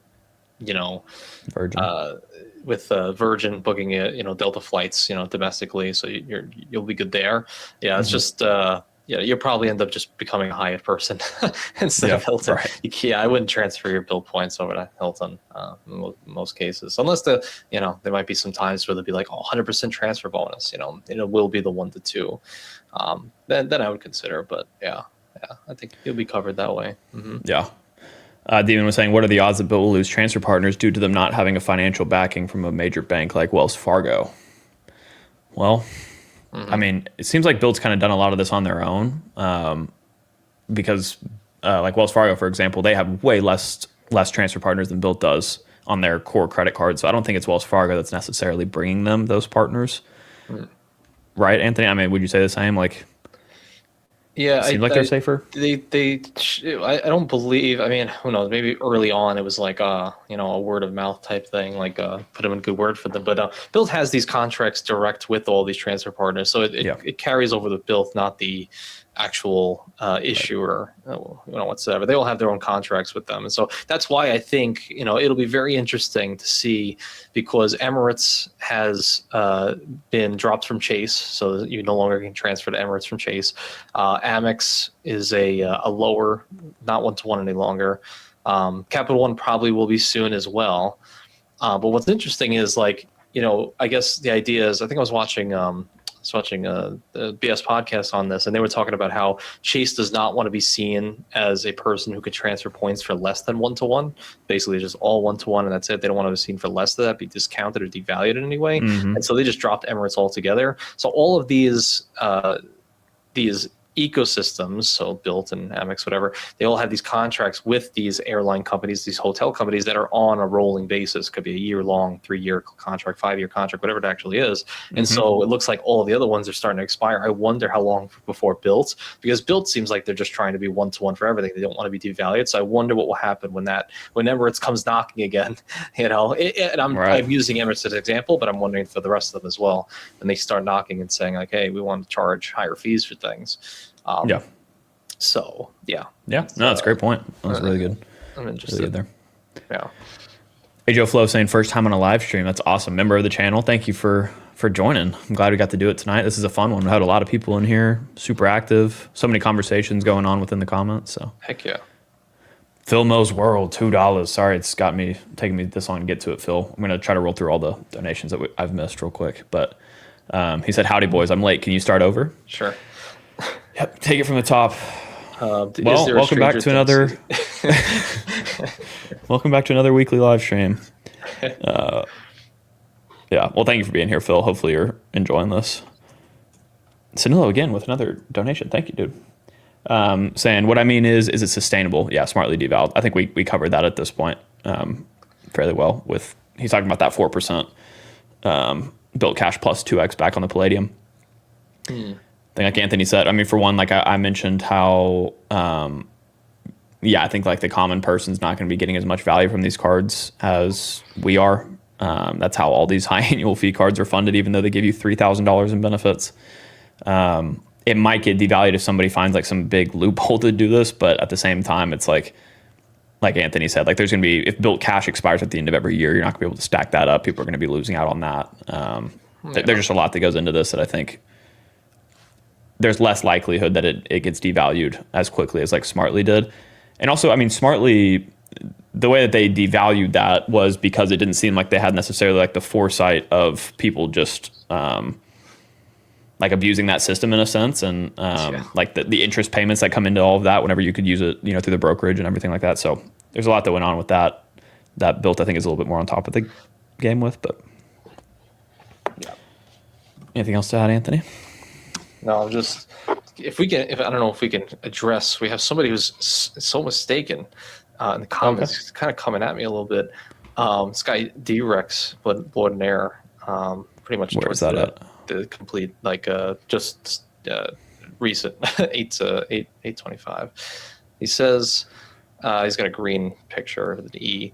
He says he has a couple things. He was like, "Is EXP Realty purchases going away?" I mean, I haven't heard anything differently about that. I mean, he's talking about if you go through Bilt, can you buy a house through Bilt and they'll give you 0.5 on the purchase price of the home. So if it's a $500K house, they'll give you 250,000 Bilt points by using their EXP agent.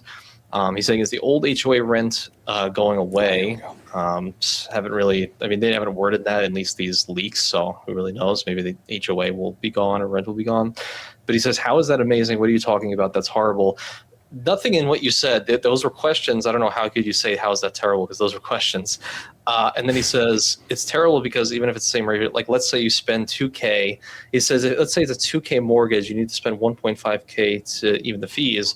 That's like 18,000 spent per year. That's 3 subs. So you're conflating the idea, because he said he watched the video yesterday talking about how you have to, I said yesterday, like, oh, if you just hit one welcome offer on like a Chase Inc. and you cash out, say 90,000 points for 900 cash, that pays for 10 months worth of the transaction fees on a $3,000 a month rent or mortgage.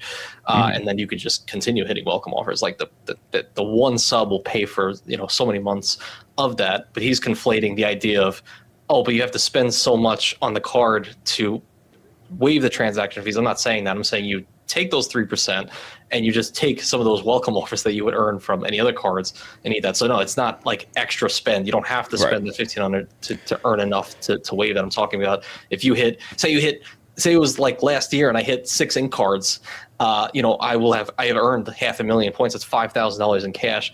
That outweighs the, what is it, 2,000 a month, so 24,000. That would outweigh the $700 in fees that I would have paid. So that's the way to really think about it. The subs, if you really want to cover it in that way, you can cash out a certain amount of points to pay for that. So it depends. Yeah. Obviously, this is a scenario and a way to think about it. It's not necessarily a one-to-one. Like, would I actually cash out my Chase points to pay for the transaction? No, I probably just push it out to a different partner to get a travel done. But you're conflating the idea of spending to waive that versus just like the actual subs that you get from that. So in that way, it's fine, because that's the way I've been doing it for like 3 years. Yeah. Right. And also the further point here is that we're also conflating, in a sense, like the idea of these cards as specifically rent and mortgage cards at this point. Like, are we talking about Bilt as an ecosystem with all these other things we've been talking about, or just the Bilt 1x earning rate with the transaction fees now? Because that is one only specific part of this ecosystem in the cards now. So if you're not even worried about wiping transaction fees, then all of that goes out the window. Yeah, I mean, you don't have to, put your rent or mortgage on there now. Like, again, Bilt as an ecosystem, all that other stuff that you were talking about, like the EXP, all this other kind of stuff, like that could still be in place, and the ecosystem as a whole is still really strong. And it's just, I'm on in agreement. Let's see here. I saw Syed had a $5 donation earlier too. For some reason, it got retracted in Google, or maybe he did. So maybe I shouldn't show this, but whatever. He said, Spencer, can you make more Watch Me Apply videos? Want to see more mini heart attacks when your credit card application freezes? Yeah, honestly, I haven't been applying for cards that I thought y'all would be that interested in, to be honest. Like, I mean, I've made Chasing Cash Watch Me Applies before, and they don't do very well, so I assume y'all don't really want to see more of them. So, like, that's why I didn't post one. I have a couple of other cards that I've gone for. I think, it was the Chasing Cash, and I got the Carrot card recently, which is kind of interesting, from Joe Bretta. Right. You did. But I'm going to do like members only, I think, stuff for that, like for the smaller applications. But yeah, like once I apply for any big cards, like maybe the Platinum or something this year, I'll make a Watch Me Apply for that. So don't worry, we got more coming. Heck yeah. SER saying, I agree Capital One partners aren't great, but I think people don't use Life Miles as much. I've gotten great redemptions on it with United. Yeah, I think this is something else that people get really confused about, and maybe it's just poor wording on my part whenever I talk about Capital One miles, but Anthony and I talked about this earlier. Really, all these transferable currencies are as valuable as the rest. Like that's just how it works. Like if you're using Life Miles, yeah, you're going to do great. You know, if you're using Air France, you're using all of these partners, Air Canada, you're going to be doing great no matter what ecosystem you're earning in. Where Capital One miles are weak is when it comes to one, the lower transfer ratios that they have with certain partners like JetBlue or Japan Airlines, but also they don't have any like really standout unique partners. That's the biggest thing. Like, you know, they don't have a Hyatt partnership, they don't have an American Airlines partnership, they don't have stuff like that, like an ANA partnership with Amex. That's the only reason that I would say they're less priority for a lot of people. Yeah, that on top of the transfer ratios being lower. So that's kind of my take on it. But yes, you can, without a doubt, get a ton of value from Capital One miles. I did that last year with Emirates. You know, I got like 3.1 cents per point for my Capital One miles. Nice. But at the same time, I'm still not prioritizing them over like an Amex, for example, who fits my lifestyle better. Yeah. Is that kind of clear? All day. Yeah, if you have one ecosystem that you have a large sum of points in, and you use that because, I don't know, you just love the partners on there, and for some reason you just prefer that ecosystem anyway, through their cards. You can just, you know, throughout the year peripherally earn points into the ecosystems to supplement those. Like, you know, I was able to book, you know, I pretty much ran out of, like, call it, let's say, my Amex points. And so maybe I transferred them all to Air Canada and I wanted to book some flights. But maybe I was a little bit short. Well, I ended up getting the Venture card and I transferred those Venture miles, like 50K of it, to Air Canada to end up booking like whatever it ended up being, like Lufthansa business class flights. So like you can use all of these points currencies to like supplement one another. You know, so it's like if you have a good welcome offer, a quick 100K you can earn, oh hell yeah, you know, you could, that'll come in handy in the future. No matter what, everything eventually comes into play, I've noticed. Pretty much no matter what ecosystem. Just learn how to use that ecosystem that you're earning in, basically, and you'll realize pretty quickly that you'll probably use it in the exact same way you used your Amex points and your Chase points and all the other ones in a lot of situations, at least for international, you know, flights specifically, or just international airline partners. Yeah, absolutely. I'm just going to call this out, so if nobody else has answered it, they can. I don't know anything about this yet, really, but Happy Ron asked if anybody knows about the issuer, which I guess we do know is Cardless, what credit bureau it uses, which I've heard is Experian, but I'm not sure, and whether or not you get a card number right away, or do you have to wait to receive the card? I want to say that, weren't they giving instant card numbers or something? Didn't they say something about that? God, I have to think about the original. Oh, no. Well, I think what I'm thinking of is you have you're accepting the card by the 14th, and then the card will be only activated on the 6th. So there's plenty of shipping time. You're not going to be able to use it until then anyways. It is the same card number, yes. Yep, it'll be the same.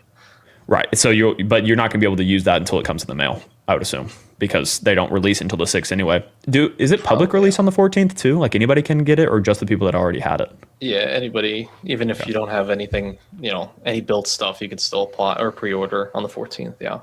So February 6th should be the day that all cards become active, from what I've read, I think. But I don't know. I would imagine. I didn't really consider it yet, but yeah, I would guess you're right.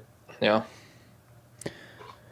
Ooh, Xavier, a member for 4 months, just shouting that out, saying hello and the words I can't say because I'm not a Texas A&M fan. This Bilt news was unexpected. This card will be my main for a while due to some future plans, but not looking as good as I thought. Yeah, it's just such an interesting one, right? I saw somebody else ask recently, like very recently, if this means like Bilt is dead. Yeah, Lee was asking, so Bilt is dead, and I mean, short answer is no. I would say Bilt is not dead, but it seems like what they are moving away from in a way is their bread and butter, at least as we know them, as the rent and mortgages without transaction fees. It seems like the transaction fees are being added back, but you're going to earn Bilt cash and like as an addition to your normal Bilt point earnings, and then that will allow you to wipe your transaction fees, but it's not as seamless as it used to be. So Bilt as a whole, no, definitely not dead, but maybe using it like as a no-brainer rent or mortgage card it's not a no-brainer anymore. You do actually have to think about it. I think maybe that's fair, but let's see here. Robert said, most important question, is it metal and loud when it hits the ground? Yeah, I mean, what kind of mirror, you know, finish are we going to get? Are we going to get like a, you know, a platinum mirror design like this? It doesn't look like it. I think what they meant by mirror there is like, it looked like it was just embossed. The other one wasn't. Like it was embossed with like a more, like a, I don't know, sleeker finish. Yeah. Yeah. So, I mean, I don't know if it's worth the $50 you have to pay for it, but, you know, maybe. Yeah. It might be. Xavier said in Anthony's latest video, are all those details confirmed or just rumors or leaks? I guess everything we're talking about is just leaks, technically. Yeah. Rumors and Well, leaks. rumors and leaks. Yeah, that's it. Probably true though. Probably true. Yeah. We'll see. In the past, maybe I think, I know people used to be like they were, less fans of rumor videos than I think they are now, because these days they've all been coming true. So it's like, are they even rumors? I don't know. Yeah, you're so right. Yeah, people used to be like, I hate these rumors, speculation videos. Well, not even speculating, it's different, but rumor videos. It's like, well, when there's leaks, man, ends up being real. Ends up being real pretty much all the time. Yeah. We've got another $10 donation here from Green Empire Lawn Care, business owner, it seems. Said, so I just ran some numbers. I'm married and we have a $2,275 mortgage, and we spend just under $2,000 extra per month. I think the Palladium can be a strong solo option. Do you think authorized user will be allowed? So you fall into that range where you'd be spending enough to wipe the transaction fees while using that card for your mortgage as well. So it sounds like the Palladium could be a good option. I would imagine that authorized users are going to be allowed on these cards, but is there a reason why we wouldn't think that, Anthony? Mm-hmm. Yeah, I haven't heard anything about it. Yeah, I'm also wondering, kind of related, but not. I guess, is the authorized user going to be paid or not? But I'm wondering the priority pass, what type of PP it actually has. Yeah. Like, will it be? I don't know. Who knows? What kind of priority pass is it? Some people was like, it's got to have restaurants. I'm like, probably not. No. But how strong of a PP will it actually be? Like, could it get you? I don't know. Is it going to be as strong as like a Ritz? PPO, who knows? But that's pretty money. I love my Ritz, or my authorized user Ritz, and you got it too. You have the actual card. Yes, sir. Yeah, it's been good. That's another reason why I'm like, I don't even want, I don't care at all about that priority pass. I don't even read priority pass as a benefit anymore, personally. Yeah. But you got the ultimate.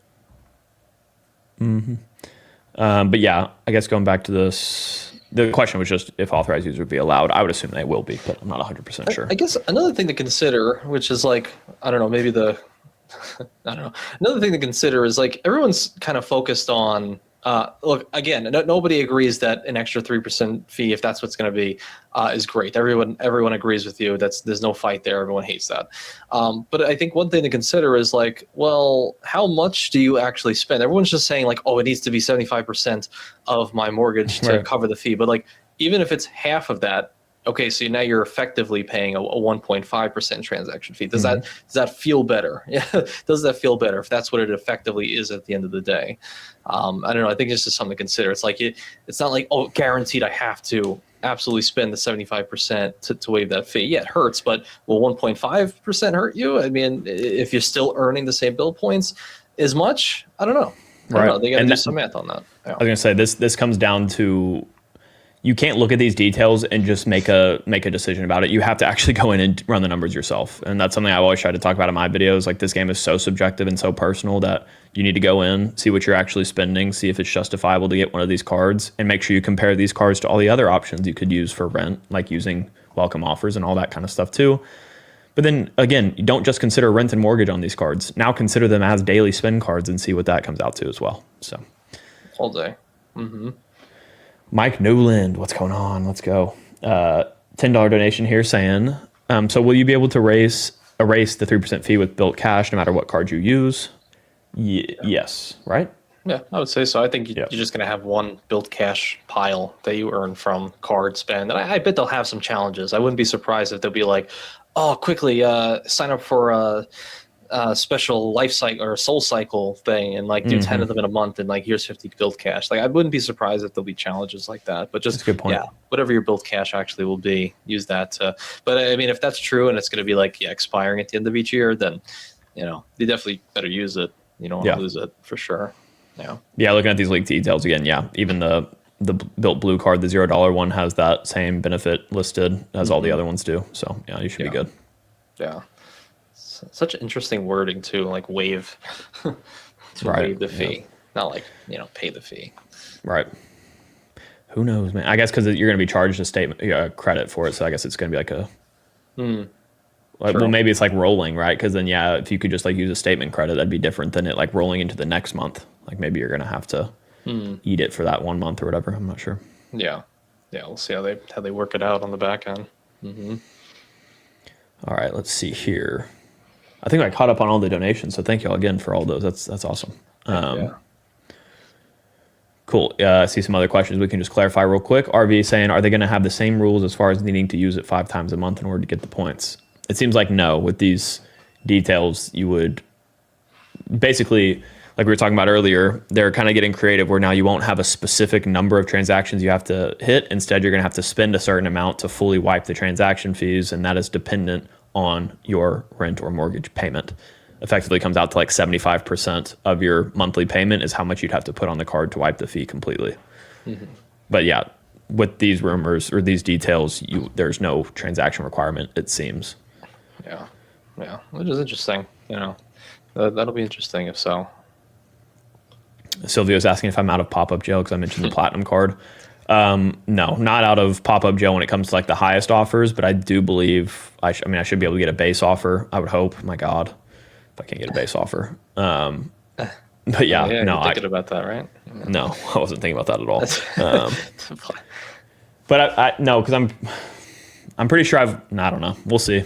No, I'm not out of pop-up jail though. I can't get a 175K offer on the platinum. Like no way. Yeah. But what if I told you, maybe never mind. Oh God, I don't know where that was going. Let's see here. Tyler's credit card tips. Thanks for being here, dude. I know he commented on the post saying he'd be here, and he is. So thank you. Okay. And he made a video about the Bilt card stuff today too. Or last night. So nice. Check that out. Tyler saying, I'm saying what's been said 100 different ways, but Bilt really wants daily use now in addition to rent or mortgage. It's different, but I think it's easy to pivot from. Yeah, effectively. It's like, that's how they're making their money, I was reading something else too, but yeah, that's, like I said, every single lender's trying to do that. I think Bilt's doing it better because at least you have incentive to spend on their, like they're the only transferable currency that has status, right? Like associated with it directly. So yeah, unless you're going for like 75,000 spend on the Sapphire Reserve or something, but yeah, that's a good point. Specific to IHG, so. Yeah, because it's like the Bilt's platform is the selling point for the most part. Like not the cards ever. It's really just like the platform itself. Yeah, it's like what can they do? Yeah, that's a good point actually. I never really thought about it. It's not like you get an Amex Platinum card and you have Amex Gold status. It's not right. It's like the partners status, which obviously is great. But I also like that Bilt will do some certain status matches every now and again. I remember I actually got Hilton Gold for a year. I believe it was it a year? Maybe it was less than that. I don't know.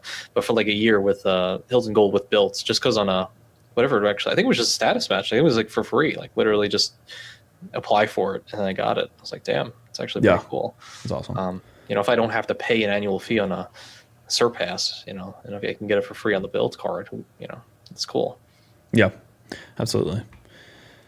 T.S. Anderson said, I know I'm late, but is the Alaska Airline 3X partnership still in effect? Looks like the best option to me. That's one of the biggest questions, I think, right? I mean, it seems like it should stay in effect because like they just added United for, it's not 3X with United, right? It's like 2X, but still like you wouldn't add that and then immediately take it away a month later. So I would assume it's going to stay in effect. And yeah, exactly. A lot of people probably will actually start using that even more than they were in the past. Like this might, if you're paying the transaction fee anyways, you'd rather earn probably 3X Alaska miles for that to help wipe it. Do you think you would opt into that if you'll well, actually, do you have the Alaska cards?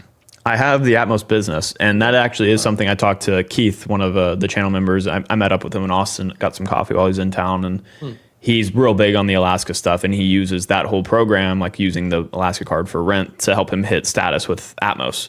I don't need to do that at all. However, from a points earning perspective on rent specifically, yeah, that actually might be the best move for me. It might keep me, wanting to keep open my Alaska card a bit longer, but I do have to take into account that annual fee and all that.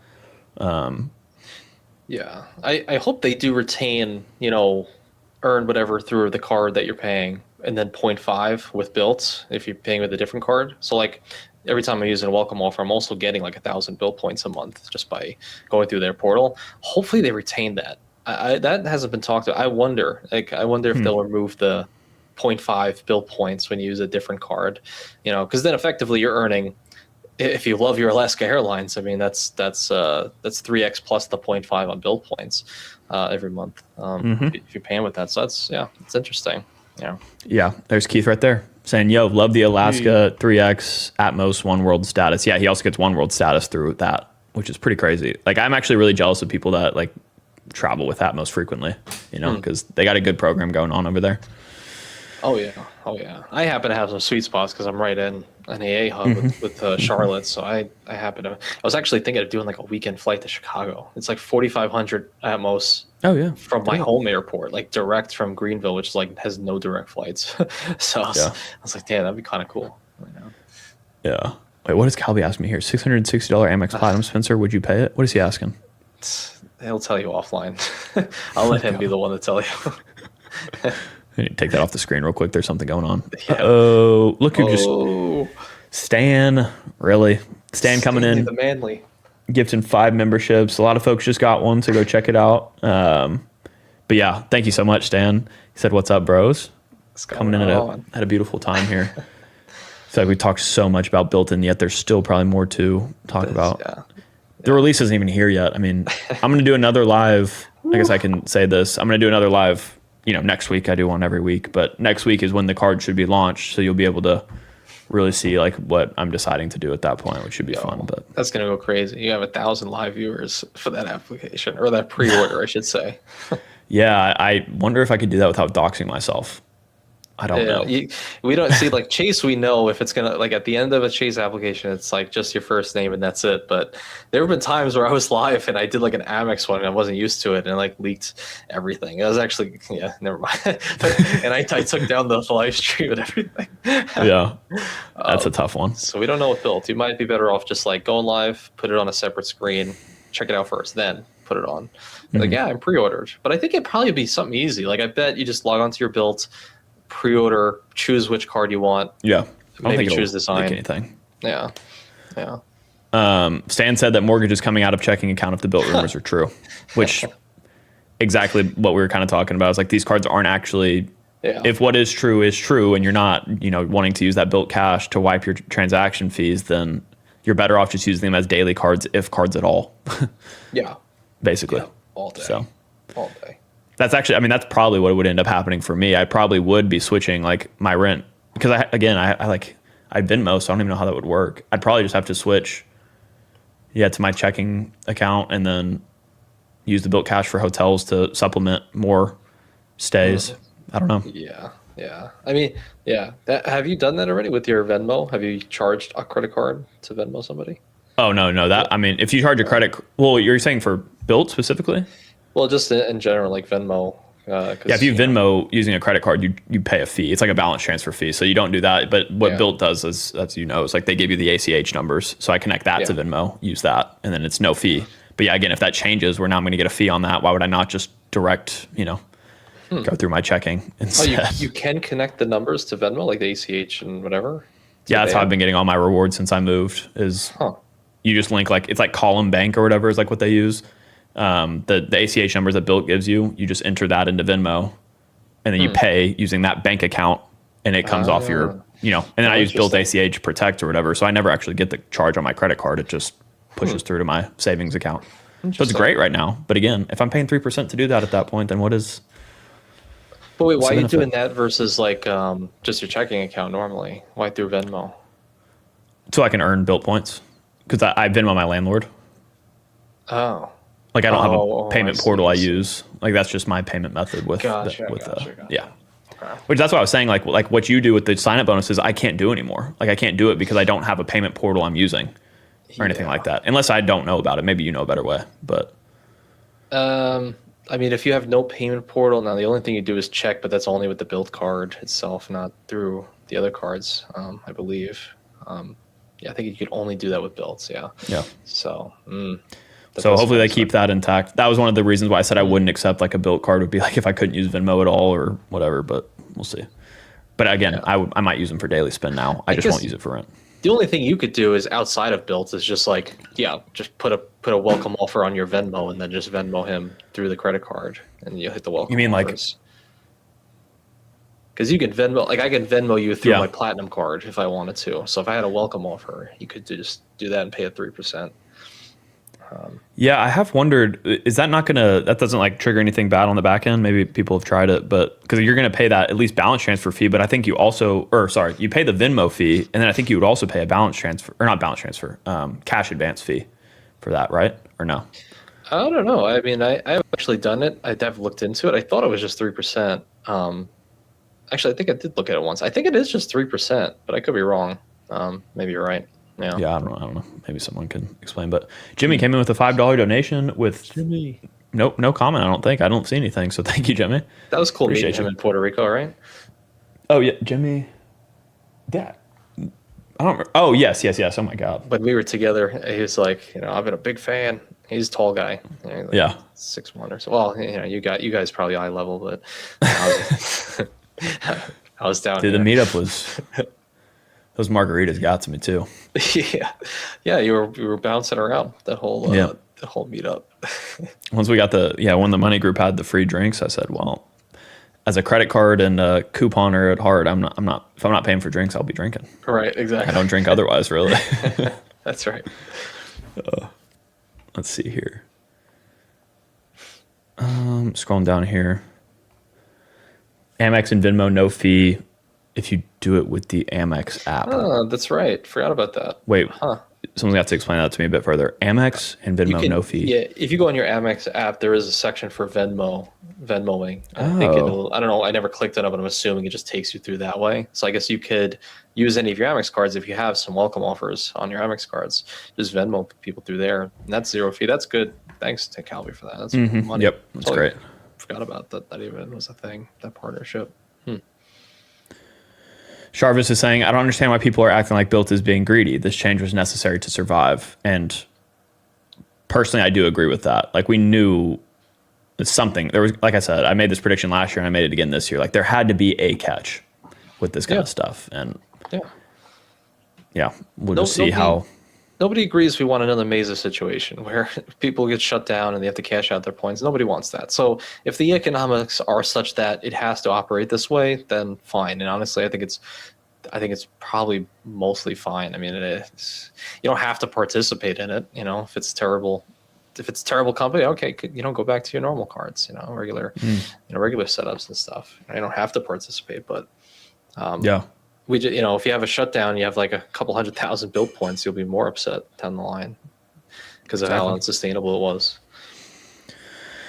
Nemo said there's a setting on YouTube that you slide over to accept gifted memberships. I've never even heard of that. So are people getting gifted and they're not able to use it? Is that what he's saying? Yeah, you can allow yourself to be gifted things on YouTube. Not really sure where it is though, to be honest. But yeah. Make sure that's on for you guys. Yeah, we got a lot of gifteds coming out in these streams, so make sure you have that on. John Cutter just became a channel member. Awesome. Thank you for doing that. Is that Tupac? Yeah. Tupac Shakur. Let's go. Let's see here. Oh, right there. Literally, I don't know if you read that first, but the Avengers said the exact same thing. These Bilt changes were needed. Yeah, I mean, legit. I mean, it's like writing's on the wall with those kind of things. Whatever they got to do to make the economics work, fine. It's not going to be for everybody. We know that they're going to lose out a lot of their people for this, but hey, there's some of us who will be able to maximize the same way as they have been, and then take it. Yeah, MD here was saying that I wanted to clear something up here, saying that this computation just doesn't make sense, and the Bilt Cash is probably something that's so niche to claim it's not even worth it. So it's an empty point system. Well, we know now, we already know that Bilt Cash is not super, it is more niche than just cashback, but you can use it for anything in their portal, which is a very expansive portal, for better or for worse. So yeah, I think it'll be useful. I think it'll be, an interesting fungible type of currency, actual cash, which it's used on their portal. And also, again, are we really going to complain about getting an extra 4% cashback that we, that we wouldn't get with any other card? Yeah, you can use it to wipe the transaction fee for a 1 cent per point cashback rate, or you could use it for more hotel stays for travel. There's really no reason to complain. I feel like about getting extra stuff. Let's not just try to find something to complain about. All day long. Yeah. Matt Darling said the irony of this refresh, if true, is that there's no reason to pay Brent with Bilt at all. You could pay with the Venture X, get 2x, and pay the same fee.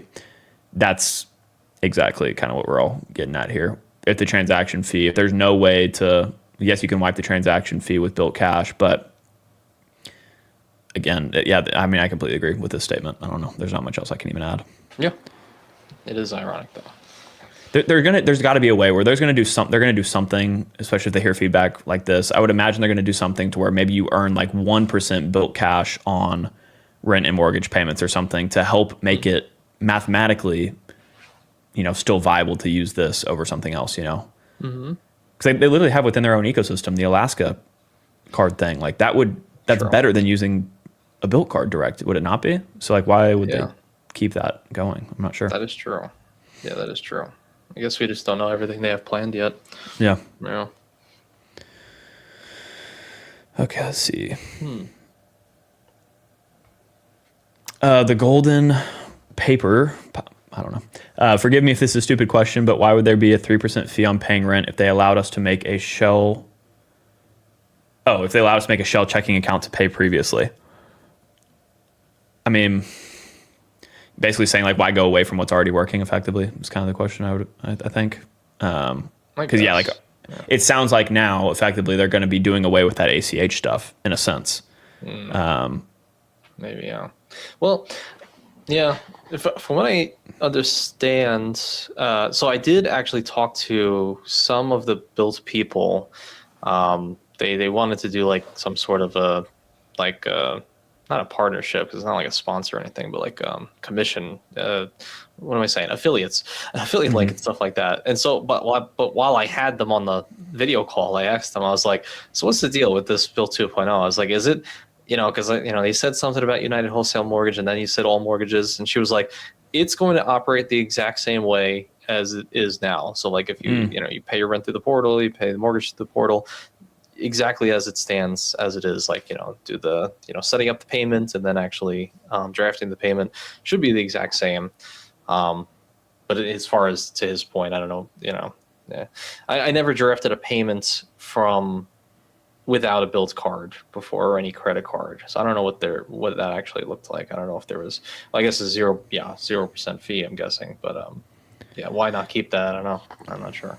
I guess part of the thing here, maybe to answer this question, would be like what Bilt will still allow you to do, even if you pay that 3% fee now using the ACH numbers, is actually use something like Venmo for your rent payment, and only pay that 3% fee instead of paying like that extra cash advance or anything like that. Because you're not paying a fee for using a credit card necessarily, since you have those ACH numbers. Bilt might be charging that 3% on their end now, I guess, instead of those companies, and maybe that's how they're going to actually stay sustainable. And then that Bilt Cash, what they've introduced for that side of things. So yeah, I mean, this might be the only way they're able to get mortgages, like the only way they could add 1x on mortgages and all that. So it's just, we don't really know everything, but it's fun to think about, Yeah, because I would imagine, I don't know how it works on the back end, but like most mortgages, I would imagine, are higher. A house loan is much higher, so I wonder how much breakage there actually is with that for like, I don't know. I'm just looking for my own example here in South Carolina. Like, rent was $1,500. Now I have a house that's $2K, but there's a lot of houses out here that could be $4 or $5K. Which is it would be hard to find a $5K a month rental out here, but easy to find a house. That's that much. Yeah. They're asking here, is it even 3% on top of the regular transaction fee? That would be the regular transaction fee. Yeah. Same thing. Same as it's always been, I guess, in that regard. I mean, there's so many comments here. Seems like we got a lot of the negative folks are in here at this time of the stream, the 2-hour mark. Yeah. Adverse opinion saying Bilt removed the only good thing about having their card, no fees on rent payments. The previous card, I would say that was the main selling point of it for sure. That's what we've been saying this whole time. It is really a shame that you would not be using it as a rent card necessarily anymore if it shapes up as we're saying. But they've also added more on top of it, like we've talked about throughout this, that makes it still a very viable currency and ecosystem to be a part of, if you're willing to commit to it effectively. And some people won't be willing, and that's completely fine. But yeah. all day. We'll be here to test it out. Even for me, Rakuten itself is worth a good amount. Right. You know, just to send that over to Bilt points, honestly. All right, we're coming up on that 2-hour mark. I usually end right before that, but we're kind of in a weird spot now where I didn't do that. But it looks like Calby's heading out, so I guess we all have to. Is there anything else you wanted to talk about, though, Anthony? I mean, we could read comments forever on this. I didn't even realize I was about 100 comments up the chain here. Oh, really? No, I'm good as long as you want to. I think that's everything. I'm looking at my tabs at the moment. I believe we covered actually everything. Yeah. Mm-hmm. Awesome. Yeah, it looks like a lot of people are starting to head out, so that's probably a good time to also do it here. Maybe we can end with just this one question from Pyro saying, are both of you not planning on using it for your respective rent and mortgages? You want to start, Anthony? Yeah, I will. I will be using it to pay my mortgages, but for the sole fact that it'll allow me to, pay my mortgage with any card. Again, there may be a world where they probably will retain that. I don't know. I have to actually really think about that, because if they do retain the whole being able to pay, because you could just pay your rent without having a Bilt card. Like, it's not necessary to do that. So if they do keep that, then I mean, it'll allow me to just pay with any card that I want. It doesn't have to be the Bilt card, and I don't need to even get a Bilt 2.0 card to do that. I could just stay with the regular Bilt platform. So there might be a world if that persists, and I could still just pay my 3% fee and not have a Bilt 2.0 card, maybe. But still, I'm going to be just running through the game, getting a bunch of welcome offers on other cards, paying the 3% fee. But I think in the meantime, get the Palladium card, use all those credits. The year after, get the Obsidian card, use it as my 3x grocery card, and the groceries itself would outweigh the annual fee and actually probably eat into a little bit of those transaction fees that I would be eating anyway. But again, for me, I'm always paying the 3%, so it never matters to me anyway. Like, I'm used to it for the last 3 years I've been doing it, so it doesn't matter. Right. After that, though, when there's no welcome offers, I'll probably not use it for that. I just will have no Bilt 2.0 card. Yeah, I think on my end, I'm planning, as of right now, I'm planning on probably moving straight to that Palladium, hopefully getting the welcome offer. That'd be the main thing. And then I kind of want to commit to using that as my miscellaneous spin card. It sounds like for me to maybe earn consistent status with them and just test out what that is like, especially with that trial period on the welcome offer. If I like it, maybe I continue using that as my catch-all and funneling more points into Bilt, using the Rakuten transfer like you talked about at a 1-to-1 because of the Bilt status I'd be earning, putting my rent and everything on it, and miscellaneous spend. Or sorry, not rent, just miscellaneous spend. And when it comes to the rent side of things, will I be using it for my rent purchases? It's going to come down to the math on it, to be honest. I need to see exactly how this is going to function.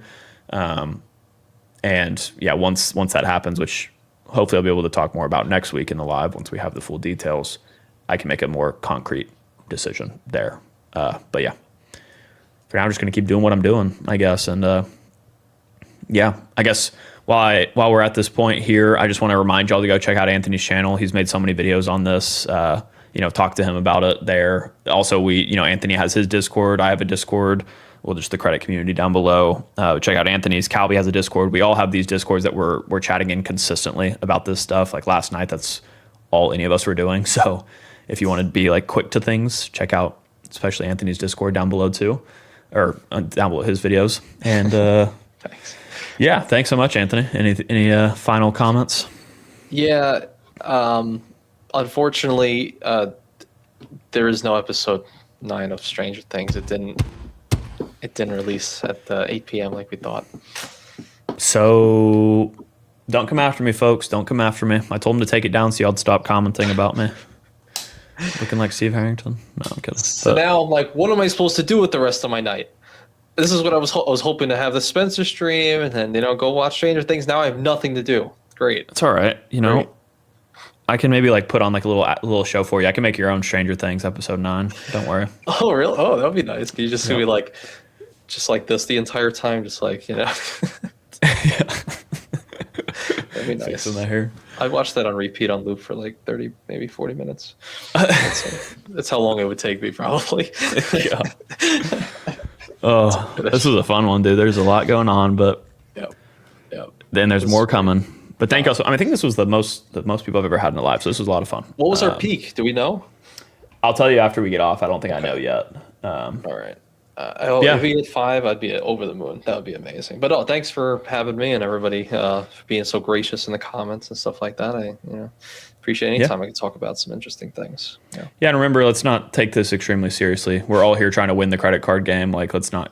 If you're really going to get into big arguments about credit cards, we need to find something to focus on. To be honest, so absolutely, it's all just fun, and we're all trying to be better about our finances. So we're on the same team. But yeah, with all that being said, I guess we'll catch you guys next time.